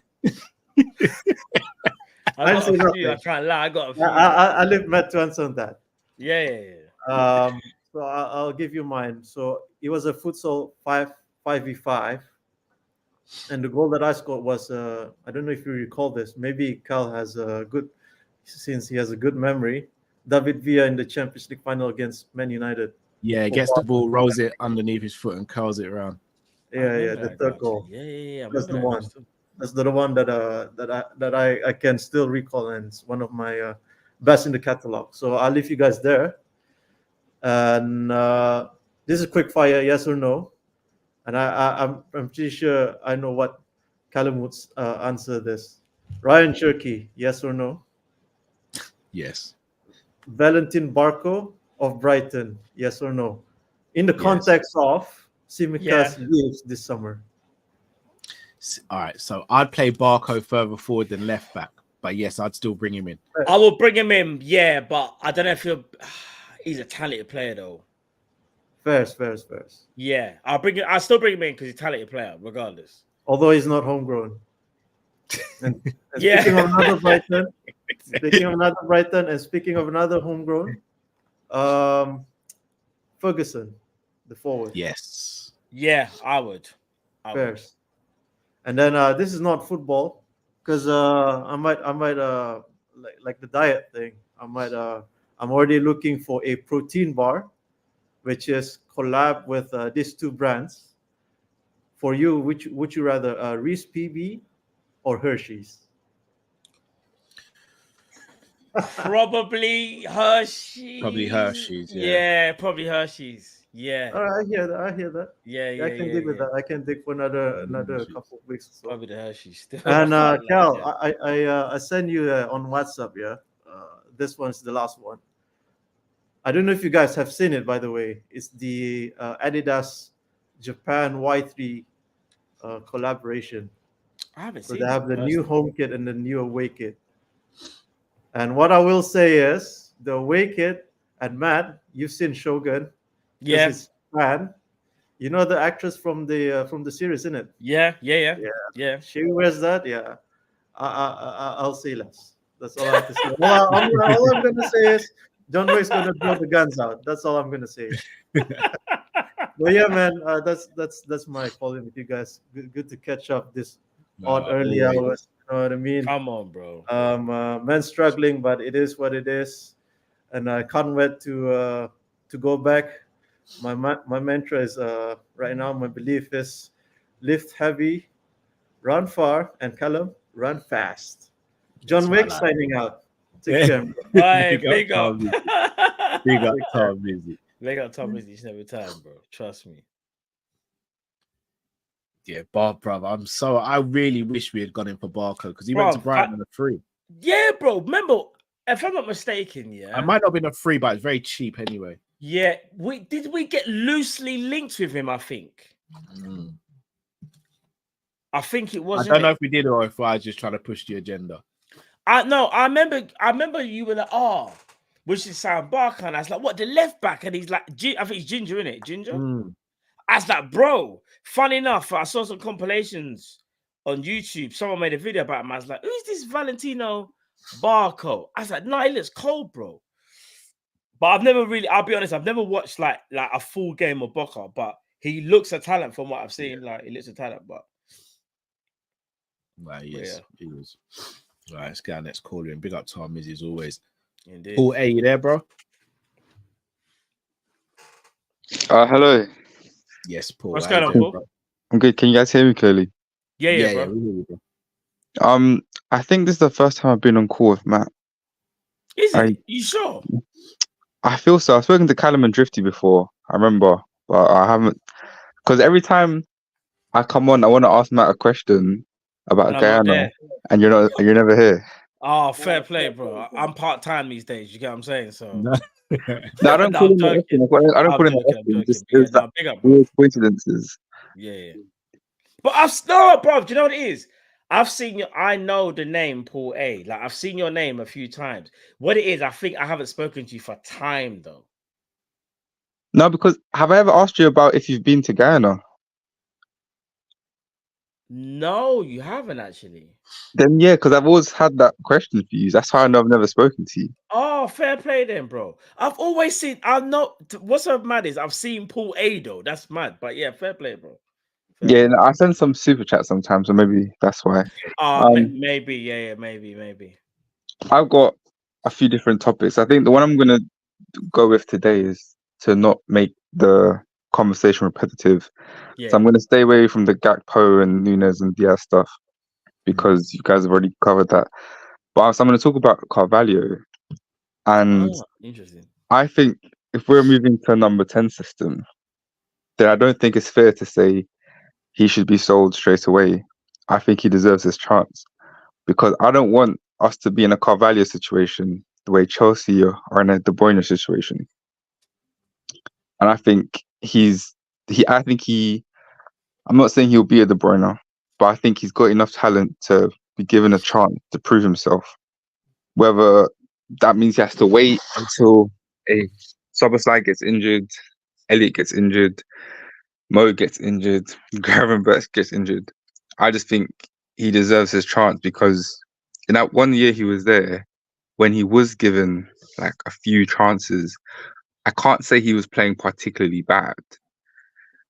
He was playing better than some players were playing last season or even the season before. True. So I think he should be given the chance in the 10 in a system that actually suits him to show what he's about. Because I don't want to be looking at Carvalho playing for Pep in 5 years' time, knowing we sold him to Lille and then Pep's bought him to Man City and now he's the De Bruyne replacement for them. That would actually just leave me burning. What else? Also, and then my next thing was slightly off topic. From football.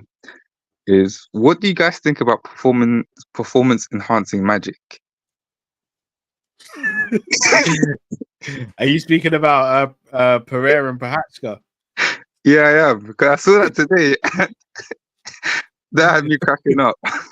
No, Yuri's moving. Here's the thing, yeah. I don't know what man do in their spare time. I'm not even trying to speculate, yeah, because that's just what you do is what you do. But I did find it kind of mad that he was like, what did he say? Something about, yeah, he's messing with these dark forces or something, spirits, and he should. I was like, bro, why? Like, why are we taking it there? Shall I be real with you? Yeah, he's probably never been hit as hard as Pereira hit him in his life, and he probably knows that. That's how I'm still traumatized him, bro. Yeah. Man's just talking about spirit, like, you know, some people like very like, you know, spirits and whatever, find my journey. My man starts talking about like mad, like, bro, I'm like, yo, he must have rot Yuri so bad that Yuri's thinking that couldn't have been him, literally. That must have been something else. I'm looking forward to the fight, though. Who wins? I'm saying Pereira wins again. Are you mad? Yeah, same. Pereira beats him Yuri. Again. No, I'm going Yuri. No, Pereira beats him. Callum, do you think that Yuri has enough of a ground game to take Pereira to the ground? Because I'm actually getting annoyed that no one takes Pereira to the ground. It's like I actually want to see him do some groundwork to prove that he's the champ, but no one ever seems to have the guts to do it or the ability to do it. Pereira's been working on his ground game. Now he's still a novice. Don't get twisted. Global, I think it's more takedown defense and more defensive situations to make sure you don't get thump up. That's what, in my opinion, Izzy should have done before he took that fight with Błaszczykowski a couple of years ago when Izzy went up a weight. But me personally, I still think it's going to be a stand-up fight. I think Yuri knows it's too much of a risk to try and take Pereira down. So I think they'll do stand-up, and I think Pereira stops him again. Yuri will start off very well. I think Pereira get hit a few times but Pereira has that one-shot knockout power. It's crazy. But it's like a corkscrew. The way the man just swivel the hip and follow. He doesn't even know, bro. I was saying this the other day. Like a corkscrew. No, bro. Bro, hear what I'm saying, bro. You know when he stands, yeah. He's like see the stance I've got now. That's how he stands when he's side on, yeah. Bro, it's the slight turn of the hip that it's like I can't explain it to you. You can see the man just generate the power, bro, and it's money. Probably he just got. It's scary. So why would Jerry be scared to take Pereira to the ground, man? Like no one's ever taken Pereira to the ground before. So what I'm saying is that obviously to take someone to the ground anyway, you've obviously got to be confident you're not ever going to get hit with the entry. And I think he might even feel that Pereira might expect that this time as well. So he'll probably be a bit more cautious. I still think Yuri doesn't try and take him down personally. I feel like you're taking a big risk. Because remember, all it takes is one mistake, you know. It could even be an elbow from Pereira. Like, it could be the entry. Like, I know we're never going to see another Masvidal versus Astrid. But you see something like that just kind of shows you, like, yeah, you may be great at taking someone down, but you've got to know how to do it against a high-level fighter. And in my opinion, Yuri should have maybe shown him a bit of that in the first fight, and he never did. And that's because I think he was very wary about doing it. And I think he's wary again. Maybe. I think Yuri gets it done this time, but I wouldn't be surprised if Pereira won. Like, I'm never surprised when Pereira wins now. Yeah, he's. I think that John Jones moving up to heavyweight and Ngannou leaving the UFC has messed up the blockbuster fights for the last 3 years. Because there's no one in heavyweight I actually want to see Jones fight. I don't really care about him fighting Tom Aspinall on a skill level. Nah, I think it'll be similar to Cyril Gane, like a second round submission, man. Never. I think it'll be like a guillotine or something. I think it'll be very simple. Aspinall beats his version of John Jones. You're moving mad. Wait, who, me or Callum? No, Carl's moving mad. Thank you, man. Thank you. And then now I'd like to see lightweight John Jones. You bought into the Aspinall hype. You bought into it. Aspinall is phenomenal. John Jones is a killer. You know, Dana said it best. Like, if there was a room and one person's walking out, it's John Jones. John Jones is not leaving an octagon without beating Aspinall. Don't get me wrong. Here's the difference. Aspinall is younger, fresher, and quicker. So John Jones would have to play very strategical. And I think Aspinall knows that, right? Stand up, speed and everything. I'm going Aspinall all day. So I hear you on that, Cal. Aspinall got better jiu-jitsu as well. Wrestling. Who's a better wrestler? Jones better wrestler. Aspinall got better. And that's why I think Jones. The only way Jones wins, in my opinion, he submits him. He don't beat him on the stand-up. No chance. I think a younger John Jones could cope with him, but I think this version of John Jones would just submit him, and Jones would just. He would be very. Jones is very wary, bro. He's arguably got one of the best fight IQs of all time. He knows Aspinall's strengths and weaknesses, bro. Would you not prefer to see John Jones versus Pereira right now, or Jones at light heavyweight, or Jones versus Adesanya? Because I'd rather see those than him versus Aspinall heavyweight. I need to see him versus Aspinall. No, they're not actually considering him in the world the UFC heavyweight champion. I'm not. Listen, if Aspinall sees this, he's gonna want to punch me up, and he will punch me up anyway. Aspinall is a freaking unit. But what I'm saying is, though, I understand when John Jones says, "What does this do for my legacy?" Yeah, in terms of, like, let's say he beats Aspinall, everyone just goes, "All right, you beat Aspinall. You beat the interim champ. You beat the interim champ." Hold on, Jones didn't beat a champion to become champion either. That's true. That's why I wanted to see Jones versus Ngannou. That was the fight we wanted to see, because he does that. Legacy solidified.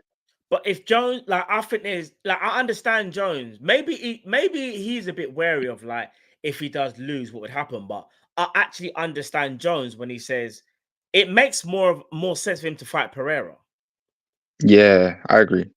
Do you get what I'm saying? Like, that's more of a blockbuster. That's a money fight. And not only that, I just think it's a blockbuster fight where Pereira's name, as good as Aspinall is, yeah, Pereira's name is higher than Aspinall. Like, let's keep it real. No, it is. It Aspinall is an amazing talent, but hasn't done what Pereira has done. So I understand it. He's not had a chance because no one wants to fight. No, but bro, man, mash up his, and again, it's not. It's maybe mash up in leg against No, he did, but Gane's turned down the fight. Cyril Gane's turned down the fight a few times. No, not Cyril Gane, bro. No. Who did he fight and mash up his leg? No, Curtis Blades. He did his knee against Curtis But Blades. do you know what? Is he fighting Curtis Blades on Saturday? Yeah, no, in July. I'm gonna be real. Don't be surprised if Curtis Blades beats him. Curtis Blades is cold, bro. I will be surprised if Blades beats him. No, I won't be. I think Blades is serious, bro. No, he is, but Aspinall should be better everywhere apart from wrestling. Okay. I think Cyril Gane is overrated. Yeah, he is. I think he's got basic stand-up game, and he's just a big guy. His ground game is zero, negligent too. Yeah, what it is, he can move well for a big guy. He's quite light on his feet. However, not to be rude, but that's all he has. He's light on his feet and he's nimble for his size. But in terms of actual skill set, like, bro, Ngannou had 2 busted knees and still beat him. That shouldn't really be happening. If we're being genuinely honest, that shouldn't be happening. Like when it got revealed what happened with Ngannou, I was like, and he still beat Cyril Gane. What? And that's why I don't want to be. This is going to sound controversial now.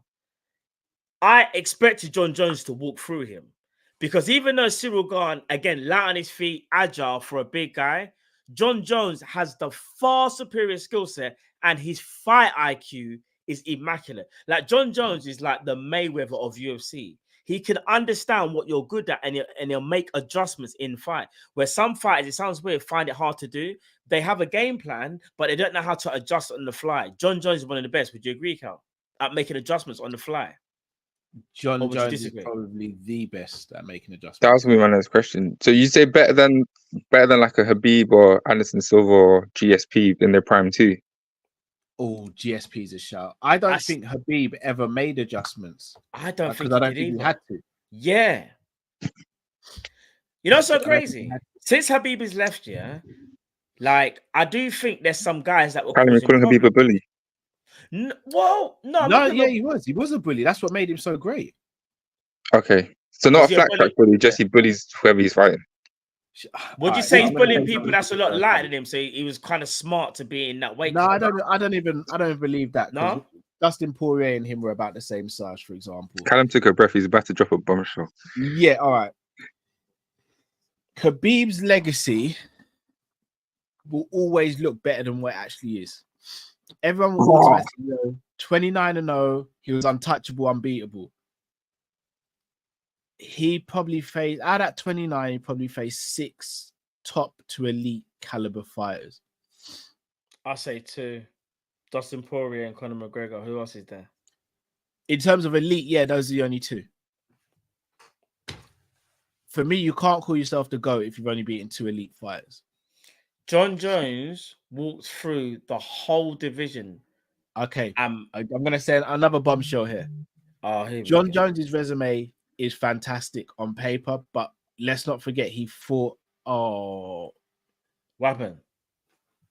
Just Diaz being Diaz, man, just took too long to shoot. Machine just first still. Could have just shot first time. Oh, okay. Yeah. So why do I talk about that guy? I think John Jones beat a lot of named fighters who were coming out of their prime. But also, I can't ignore the PED stuff either. Say that again. John Jones fought what, sorry? He fought some fighters who were coming out of their prime. But also, when he fought in the second wave, I just saw what Diaz did. Yeah, sorry. Yeah, like for me, he didn't beat Dominic Reyes, for example. That's the one fight.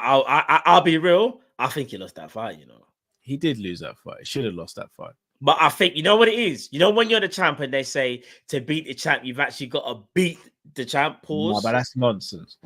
No, but you get what I mean, though. Like you know, you literally have to have to destroy it. I know. Crazy.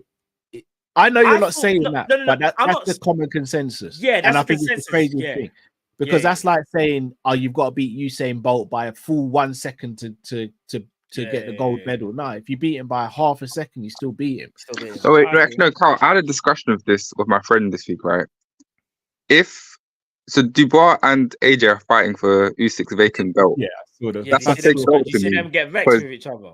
Yeah, but to me that's a fake fight because none of them are beating Usyk. They're just fighting for a vacant belt. He has to give up because of rules. They both already lost to Usyk. AJ twice and Dubois lost to him as well. So exactly, so that's why I do kind of agree with to be the man, you've got to beat the man. Obviously, I think athletics is a bit different because Bolt's not running anymore, so you can't say like go and race him. You have to do what you do in the final. But in combat, that's why I don't think Arsenal can really Jones needs to fight someone else in heavyweight to solidify his heavyweight title because he just beat some random ghost. I'm not buying the Stipe fight, by the way. Yeah, neither am I. Yeah, I'm gonna be real. John, I That's the hate to layup. say this, and again, I don't want Jones to see this because I rate John Jones very, very highly. He's one of my favorite fighters of all time, and I think he probably still is the greatest, even though the controversy. But that, do you know what that fight reminds me of? When Conor fought Cowboy Cerrone. Yeah. No, this is way worse. No, No, it's not. No, it's not. it's not, bro. No, it's not. Cerrone was bad. Bro, Cerrone was finished, bro. Hold on. You know Cerrone, if I'm not mistaken, won the fight before the Conor fight, right? Bro, do you know how bad he was compared to old school? Bro, Cerrone was finished, bro. When was the last time Stipe won a fight, boys? Bro, The one before Ngannou. And when was that? That's 4 years ago now.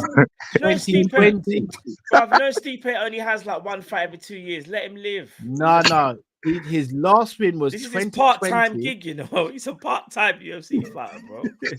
His last fight was 2020. Sorry, his last win was 2020. The last time we saw him fight was 2021, and his foot was underneath his bum, and he was out cold. I'll let you deal with Stipe, fam. I'll let Stipe. He was out cold. Fam, you gotta let Stipe live, man. It's crazy. Now Cerrone was done. I know what you mean though, but Cerrone was No, done. Cal, the reason why the Cerrone one's worse is Cerrone was never the level of a Stipe though. That is true. So you're a mid-level fighter. You just turns like up. they built they it up like a big thing. Like, oh my gosh, it's Cowboy Cerrone. It's like, bro, this should have been Cowboy Cerrone like 6 years ago, bro. Not now. I'm just you get what I'm saying? If John Jones don't beat Stipe in the first 2 rounds, I'll be very shocked. He'll beat Stipe, man. That's not a problem for Jones. It's what happens after that. Does he fight Aspinall or does it? I think you think he retires. 100%, man. You can't blame him though, bro. Do you know how much fights John Jones has had in his career? And he's actually not enough. Not enough. You said no. You lot say that now. I've used to watch UFC when it was flipping Chuck Liddell, yeah, and them boy there like Rampage and flipping Forrest Griffin. John Jones walked through the whole light heavyweight division and made it look easy. He beat Machida. He beat Rampage. He beat Rashad Evans. He beat flipping Shogun Hua. But he beat all of these guys that were absolutely amazing. How old was he when he won his belt? 23. 20. How many fights has he had since then? Because all the fights you're talking about are like most of them are prior to that. So since he's been champion, no, they were after. No. Bro, he had a lot of title defenses, you know. Jones defended his title enough times, you know. Isn't his record like 21 and 0 or something? No, 21 on something, 20 and 1. I don't know. I can't use that record. To 20 fight in 10 years, he's got a one no contest when he popped. But what I'm trying to say is he's still fought a lot, even though he's been inactive due to his outside UFC stuff. If that makes sense. He should have fought a lot more though. He'd wasted. No, you're right. You're right. I think to be like at least another 8 fights on his resume, 8 to 10 fights. Absolutely, yeah. Anyway, guys, but we know what that was. What's that? I think that's the one time UFC started to look a bit like boxing, where the politics stopped us from seeing what we want to see.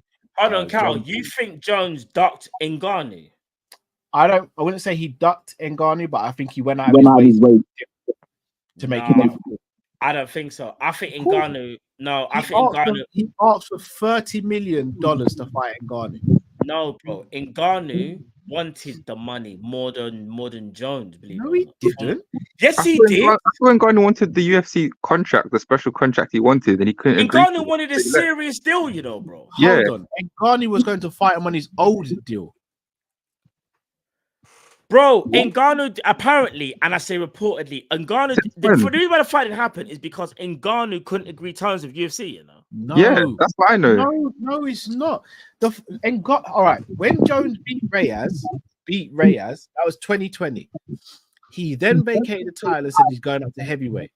And Ngannou said, "Come, I'm here for it." And Ngannou won the belt in 2021. So Jones, you ready? Jones said, "I'm taking time out to put on weight." Prep time. Yeah, prep time. Like Batman. put more weight on, but when we saw him in the cage, there was no extra weight apart from just fat. So that's the first thing. Don't do No, that, bro. that's just the No, just you're doing genetics, too. man. Remember, Paul, this guy here is a Jones hater because of the PEDs and everything. Nah, not even.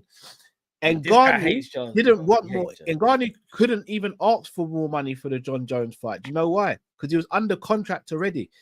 Jones was the one who said, I want 20 mil, 30 mil to fight Ngannou because of the risk I'm taking. That was Jones. Jones knew full well he weren't getting 20 or 30 mil because he's not a drawer like that. Connor's the only person that can demand that sort of money. And Connor probably won't even get that from the UFC. So Jones knew exactly what he was doing. Bro, and it's funny how as soon as Ngannou left the UFC, John Jones back in the heavyweight division and ready to go again. Crazy that. So what you're saying is, Cal, Ngannou returns and Jones retires straight away. This is Jones's last fight anyway, so we're never gonna see that. No, you're doing Jones a disservice. I get you hate him, but not even go back and look at the timeline. I need to check the tapes. I'll be real. I need to check the tapes because what I remember is though there was a problem. The whole thing was negotiating with Ngannou, not necessarily Jones. I understand, yeah, that he had something left on his deal. You are right, but I'm almost certain as well that Ngannou wanted more money from what his contract. There was some big dispute. What? Here's the thing, though, Cal, because I know big up you and your channel, because I know you speak to a lot of people inside the industry. But what the general consensus or general public got was Ngannou was pricing himself out of a fight, not because he was Sugar Jones. It's because he genuinely wanted more money and he felt like he deserved more. That's what was being led. What the public was led to believe. So or is that Dana White doing that to try and put pressure on him to sign a deal at a cheap? But this is what I'm saying. So it's hard to kind of. From what I understood, Jones had a fight booked in heavyweight before Ngannou left. His first fight was supposed to be Cyril Gane. Then Ngannou leaves, and then they make the Cyril Gane fight for the belt after. He never had a fight booked while Ngannou was there at heavyweight. Not once. We need to get Jones on the podcast. I can't even lie. I need to ask him. Not once. That'd be crazy. Ask him straight. Fam, did you imagine that? No, John, on the road, I know you're the GOAT, but did you duck my man? No, he didn't duck him. I still don't believe he ducked him. I don't think he's frightened of him. He just made it very difficult to make the fight. Okay. In your opinion, who would have won the fight? That's like a sophisticated way of saying ducking, then. No. I don't think it was ducking, because if he got what he wanted, he would have taken the fight. For me, ducking is kind of what Canelo's doing to Benavidez at the moment. Just saying I ain't taking the fight, pretty much. Yeah. Okay. Great. All right, guys. It's great chopping up with you. Paul, you're a legend, bro. Big up, let bro. me know your thoughts on what I said about what's the 18? What's Cavalier? Yeah. Cavalier number 10 now, bro. Yeah, no worries. Take care, guys. Take care, bro. Next time I'm on, I will have the discussion about Gakpo, Diaz, and Nunes. But it's just long, man. I know. I just don't have the energy to fight Matt right now. Fight me? Right, that means you're a Diaz fan. Rotted. Oh, absolutely not. Oh. Absolutely not. Not a fan of any of them. Oh, you just don't rate none of them. You don't rate Gakpo either. That's cool, bro. They should all be at Crystal Palace, man. Oh, wow, raw. Exactly. Let me not get into it. Yeah, let's not. Right, take care, guys. Take care, bro. Take care. Bless up. All right, so we need to answer Tom Izzy's question from his first question. Oh yeah. A prem level goal that you scored in your lifetime. If I describe it, people are just gonna laugh, but this is actually what happened. Go. You know, obviously when I was in college, because at first I used to play left wing in school, like secondary school, I was left wing. But then obviously in college and uni, I went to the right wing, because that's when the inverted things start to happen. Not inverted, but like left footed on the right, and the right footed wing on the left. Mine was just like Robin thing. I remember I sized the defender up, cut inside, and from about, I'd say 20 yards, bent it in the far corner. Another one I did was kind of similar. It was very, and again, it's a bit like, remember Salah's goal against Chelsea? I couldn't even believe that I scored it because I ran, but I thought it was going to be a bit mad. Again, similar thing, dribble, cut inside, packed it. Didn't really have to take him on, just cut inside, like chop inside. This one was from about 25 yards, bro, and it just went straight top corner. I can't lie. Those are probably two of the best goals that I think when I deep it. Because the Robin one was crazy, though. I can't lie. Because it's the way I bent it, the finesse, bro. Yeah, it was mad still. I remember them day there. Trust me. I'm trying to think for myself. Nearly scored from the halfway line as well, by the way, but it hit the crossbar. I think for me it was for me, mine, I got 1 goal, 1 assist. So a goal for me was a volley just outside the box. Cold. And the assist, I think I got the ball from a throw-in and I took it past someone. I literally just stood there and just waited a little bit, and the eye of the needle pass was just perfect. Player ran onto it and scored. But the pass had to be perfect, but the finish had to be perfect as well. And the finish made the goal, to be honest. One of the best assists I've ever done was actually by accident. So I remember, like, it was a goal kick, and it was at the halfway line, and I remember I trapped the ball, and I kind of got pushed back. I had nowhere to go, so I kind of went back looking for an option. Matty, yeah, bro. Listen, if I can find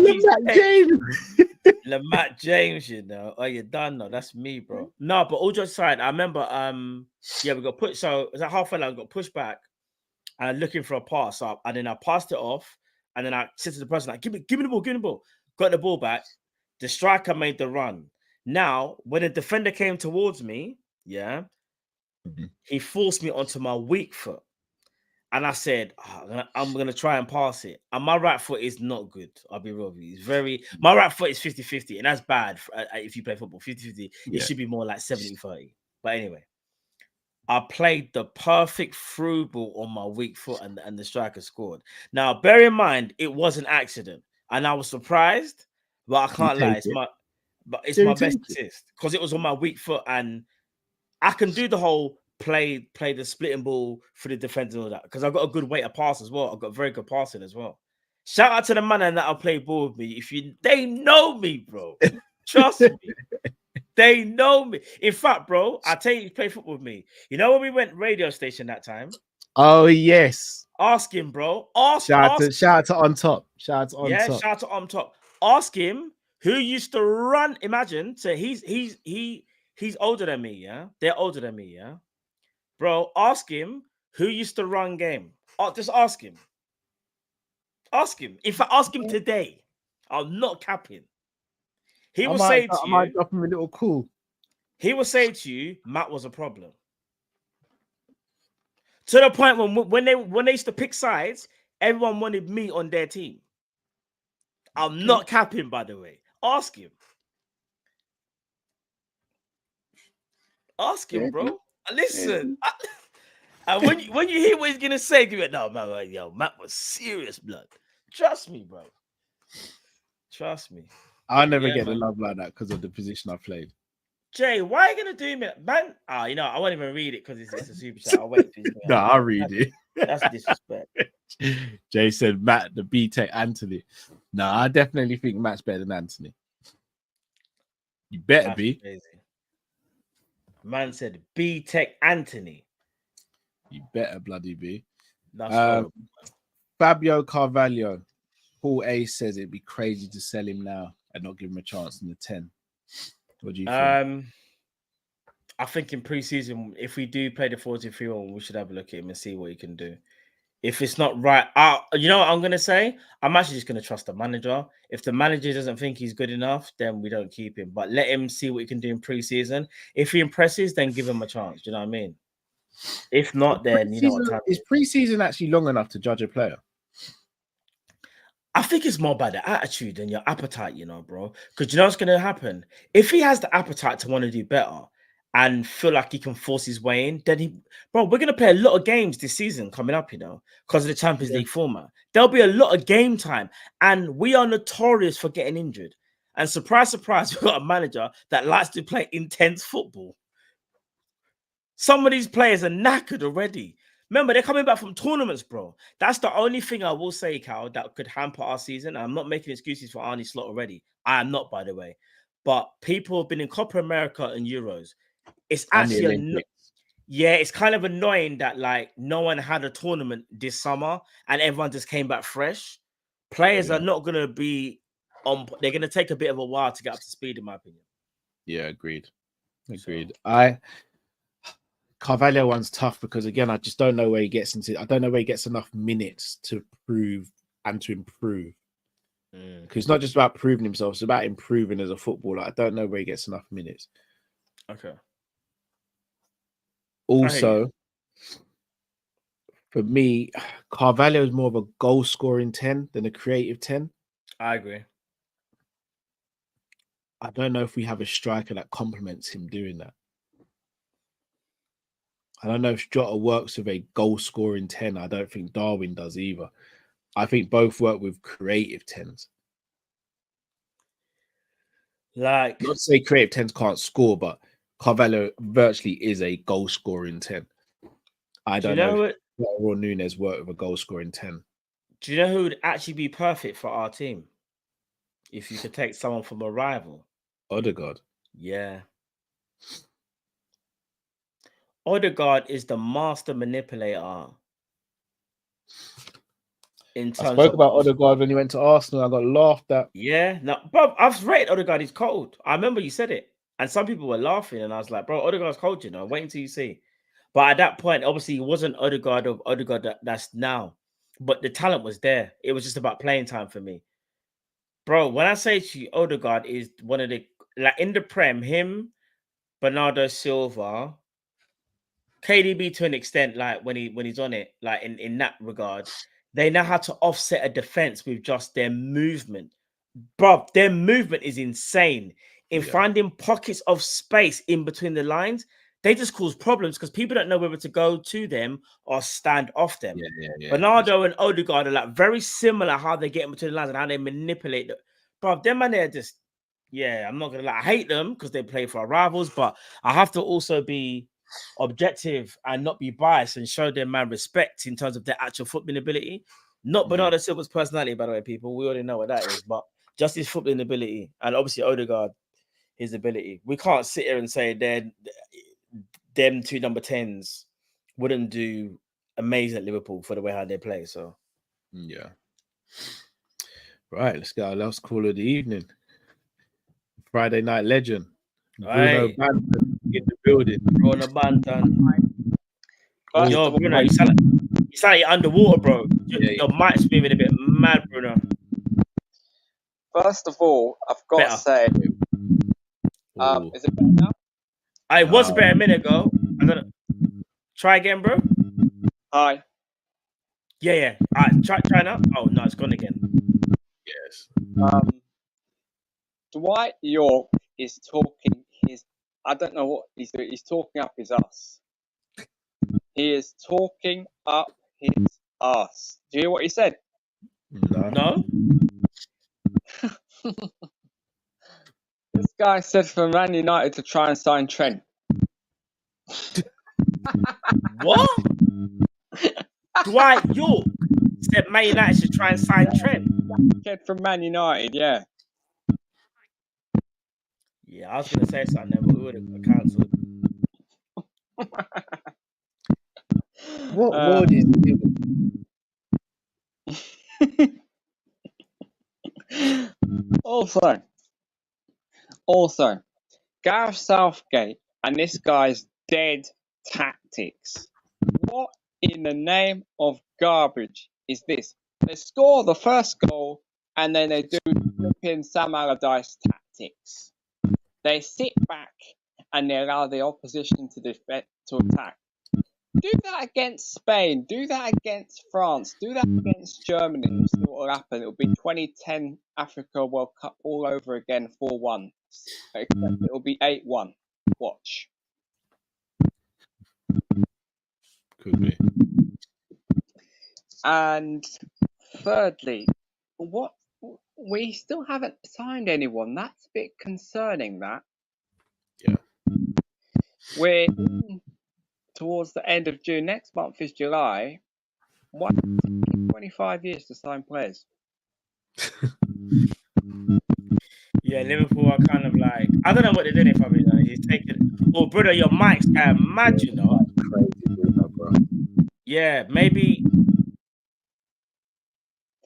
Let me just try and go on the settings or something. I don't know if it's. Yeah. Have you got a mic plugged in or anything, Bruno, or are you just using your phone or something, or? Let me just. Yeah, Dwight York actually made the statement. Did he? No, York's moving mad. Is it better now? Yeah, better now. Yeah. Yeah, as I was saying, Yeah. the style of football, it's absolutely. We still haven't signed anyone, and it's very, very concerning.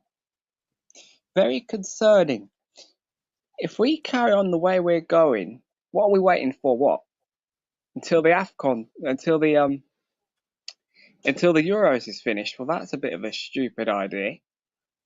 Because Chelsea, apparently, they're trying to sign players from Aston Villa. And speaking of Aston Villa, apparently Newcastle, right?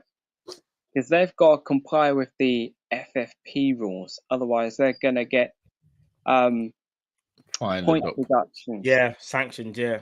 Yeah, sanctions. I don't want Gordon anywhere near our club. No, thank you very much. This guy played for Everton. Once you've played for that lot, I don't want you playing for us. I don't want that guy playing for Liverpool. Played for Everton. Yeah? Do you not want a guy that played for Everton? I don't want him anywhere near Liverpool. I think it'd be fun, though. Seeing the Everton fans deal with that would be quite fun. 100 mil. Are they taking a piss? Oh, no, not 100 mil. He's worth at least 30 to 40 tops. He's worth 30 to 40 mil tops. He ain't worth 100 mil. Are they taking the piss? Go to Napoli, take that 100 mil, go to Napoli and get the Napoli player instead then. Yeah. That's for that bit. And the last bit, a bit of commentary, you know. I'm going to go before the commentary, yeah. Yeah. Tottenham,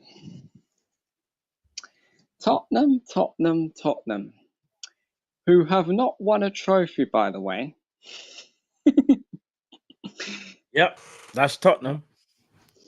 They've not won a trophy since Madagascar's 1, 2, and 3. They haven't won a trophy since Ice Age. They have not won a trophy. They haven't won a trophy. How many films have been released in that time? Let me think. 100 movies? How many kids' movies have been released in that time? Over 100? Probably a lot more, to be honest. Anyway, here's a bit of commentary. Oh yeah, the last calling show, right? Yeah. Drifty made the point of us finishing 10th and winning the Champions League. Yeah. And I was like, nah, get me on this show right now. I was like, get me on this show right now. We don't celebrate finishing 10th place. Yeah? Because my mic was going a little bit crazy that day. We do not celebrate finishing 10th place. We are not Tottenham. Yeah? First place. That is what is expected. We don't celebrate finishing 10th. This guy was saying, oh, we finish 10th next season and then we win the Champions League. I was like, no, man, that's what Tottenham do. They are the ones that are giving us the trophy. Yeah, they are the ones that are they are the ones that are holding our hand, walking us down the aisle, and then giving us to the bride. That's what they are doing. Yeah, we don't do that. You don't see Barcelona at the end of the season walking Real Madrid at the end of the season. We don't do that. You don't see them doing that, do you? No, true. You don't see AC Milan that, oh, we're going to walk down the aisle and hand the trophy to Inter Milan. No, you don't see them doing that, do you? We're Liverpool Football Club. Now, to finish this off, a bit of commentary. Mm. And now, Olivari, Scolari. It's Scolari, George Alexander Scolari. And George van der Meyer's now getting involved here. Manuel Scolari has kicked him right in the back of the head. And now John Arne Riisa's getting involved. And now John Arne Riisa into the box. Riisa! What an absolute whopper! John Arne Riisa has done it again. Oh yeah, I forgot to tell you lot. Have you heard the news that apparently Clyde Tilsley is going to retire? No. Oh, I haven't actually. No, I didn't even know that. Yeah, that's quite sad actually. Bro, you should apply. I can't even lie. You should apply still. Yeah, all I have to do is send the clips from here, from Kopish calling shows, and I will be on there straight away. Can you do the commentary line maybe from like, all right, we give it, you know, when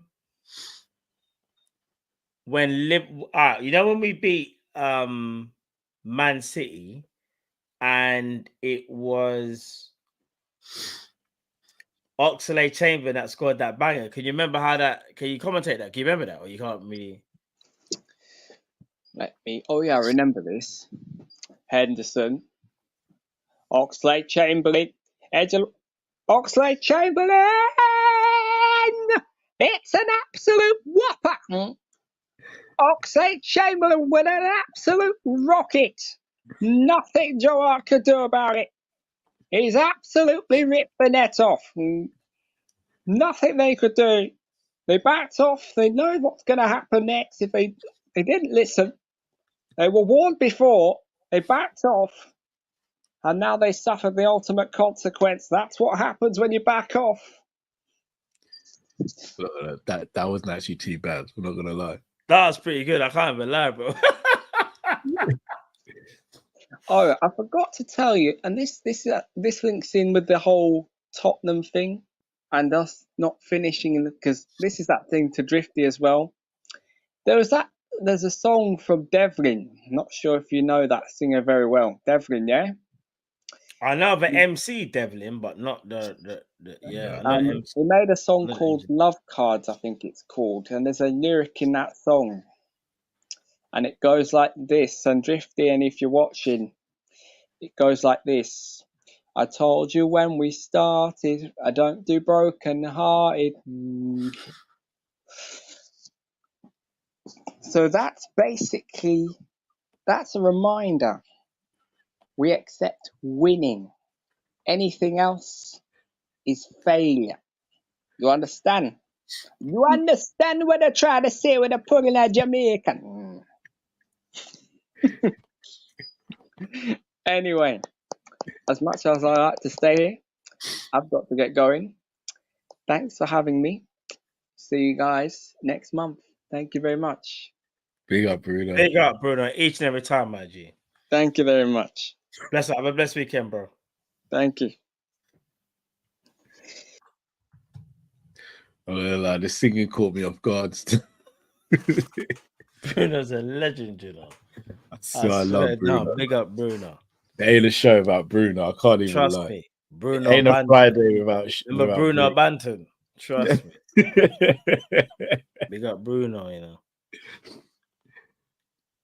Each and every time. Jay says slot teams don't have a lot of injuries. Very true. Yeah, that is true. But Slot doesn't play. It's weird. Slot actually doesn't play similar to any other manager. He encompasses and takes ideas from different managers and kind of merges it into his own thing. Yeah, I agree with that. But you know when you say Slot doesn't get a lot of injuries, or whatever, or his team, I think it also comes down to the individuals as well that you have at the team. The league's not as intense as yeah, I think it's going to be a bit different. I don't know. We can still have a great injury record, but a lot of factors will be in play, though. Yeah, remains to be seen. But look, Matt, it's all the callers, all the supers. Is anything you want to say to the people? No, bigger everyone each and every time. Large up. We'll be back Sunday for the England game. Oh Yeah. yes. Yeah. I Because England thought you were gonna do that. I thought you were gonna specify times for the Jamaica game again. Oh no, don't. We're not doing that again. I'm not gonna lie. I watched that back and I was in stitches. No, bro. Technically, like I said, bro, you see UFC is Sunday morning, bro. It's not Saturday night if it's 3 a.m. in the morning. Well, are you man calling Sunday 3 a.m. Saturday night? Is that what you lot are doing? I'm just old. I am still. I'm old. I am. I'm old. I'm just old, bro. That's what I'm gonna be fried. It sounds weird though. When it's midnight, I will still say it's the like say Sunday morning at 12. I will still say Saturday night. But I feel like when it gets to 1 or 2, that's when I say it's the Sunday. Like bro, it makes a difference, bro. Why are you laughing? It's the hour grace period. Is that what you're saying, bro? It's just different. I don't know, like I don't know. It's just different, but now people bigger each and every time. And yet, like I said, people will be back Sunday, 5 p.m. I think that's when England are playing people. Yeah. We'll be on TIFO. Big up TIFO each and every time. We'll be live on TIFO. We'll be there. I'm just gonna double check now, people, so I haven't led you down some rabbit hole or something. England, Slovakia, 5 p.m. And then obviously game after that, Spain, Georgia. Drift will probably did it on his channel. And stay tuned for Saturday. Drift might be doing some stuff on his channel, so stay tuned. Look on TIFO. You better log on to TIFO, guys, and see if he's got any watch along set up for Saturday. In fact, that's today, isn't it? You told me. Hold on, no, because that's the time. That's today. It's not 1 a.m. yet, though, so is it? Allow it, man. Allow it, bro. I just realized that's today. Sorry, people. All right. Today, if I'm not mistaken, I don't want to tell you this definitively, but check out Drift's channel on TIFO. He may be doing watch-alongs.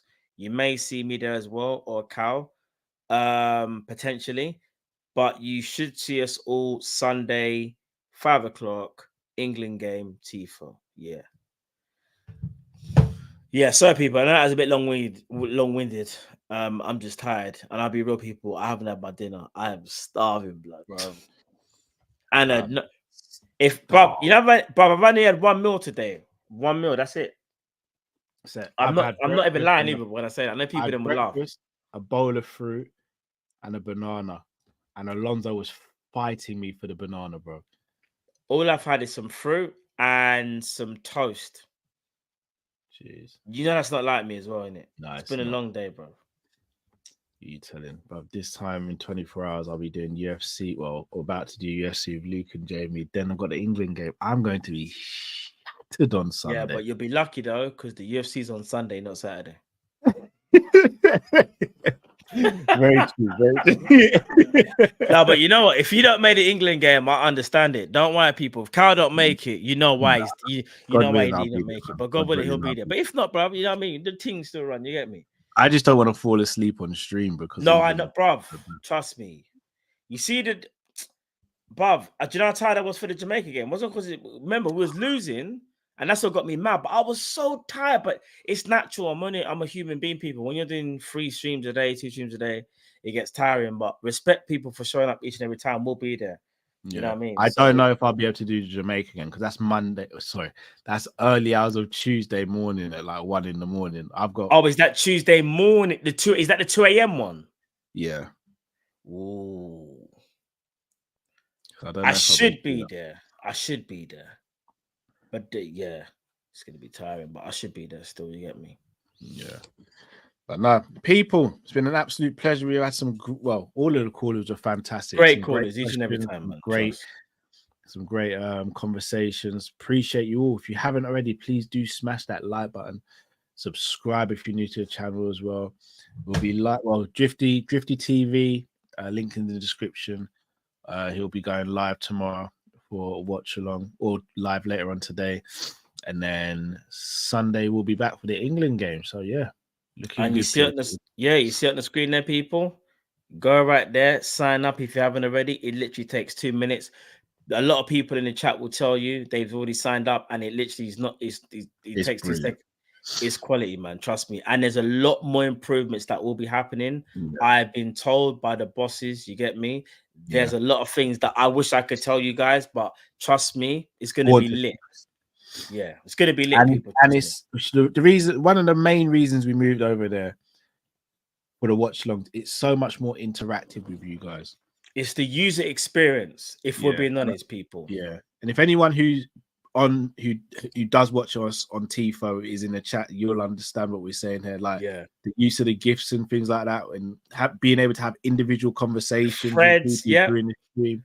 The scoreboard is there no matter what happens. The time is there as well. Like, because a lot of you guys don't know, but it's not very easy for us to do all the time. Sometimes we have to use like other softwares that we have to use to kind of integrate it, and sometimes there can be issues. But this is all integrated, people. Trust me. And there's going to be a lot more.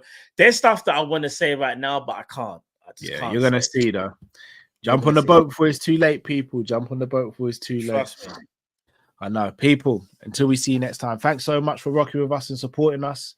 We are Team Kopish, and we are people. Stay safe, stay blessed. Love, people.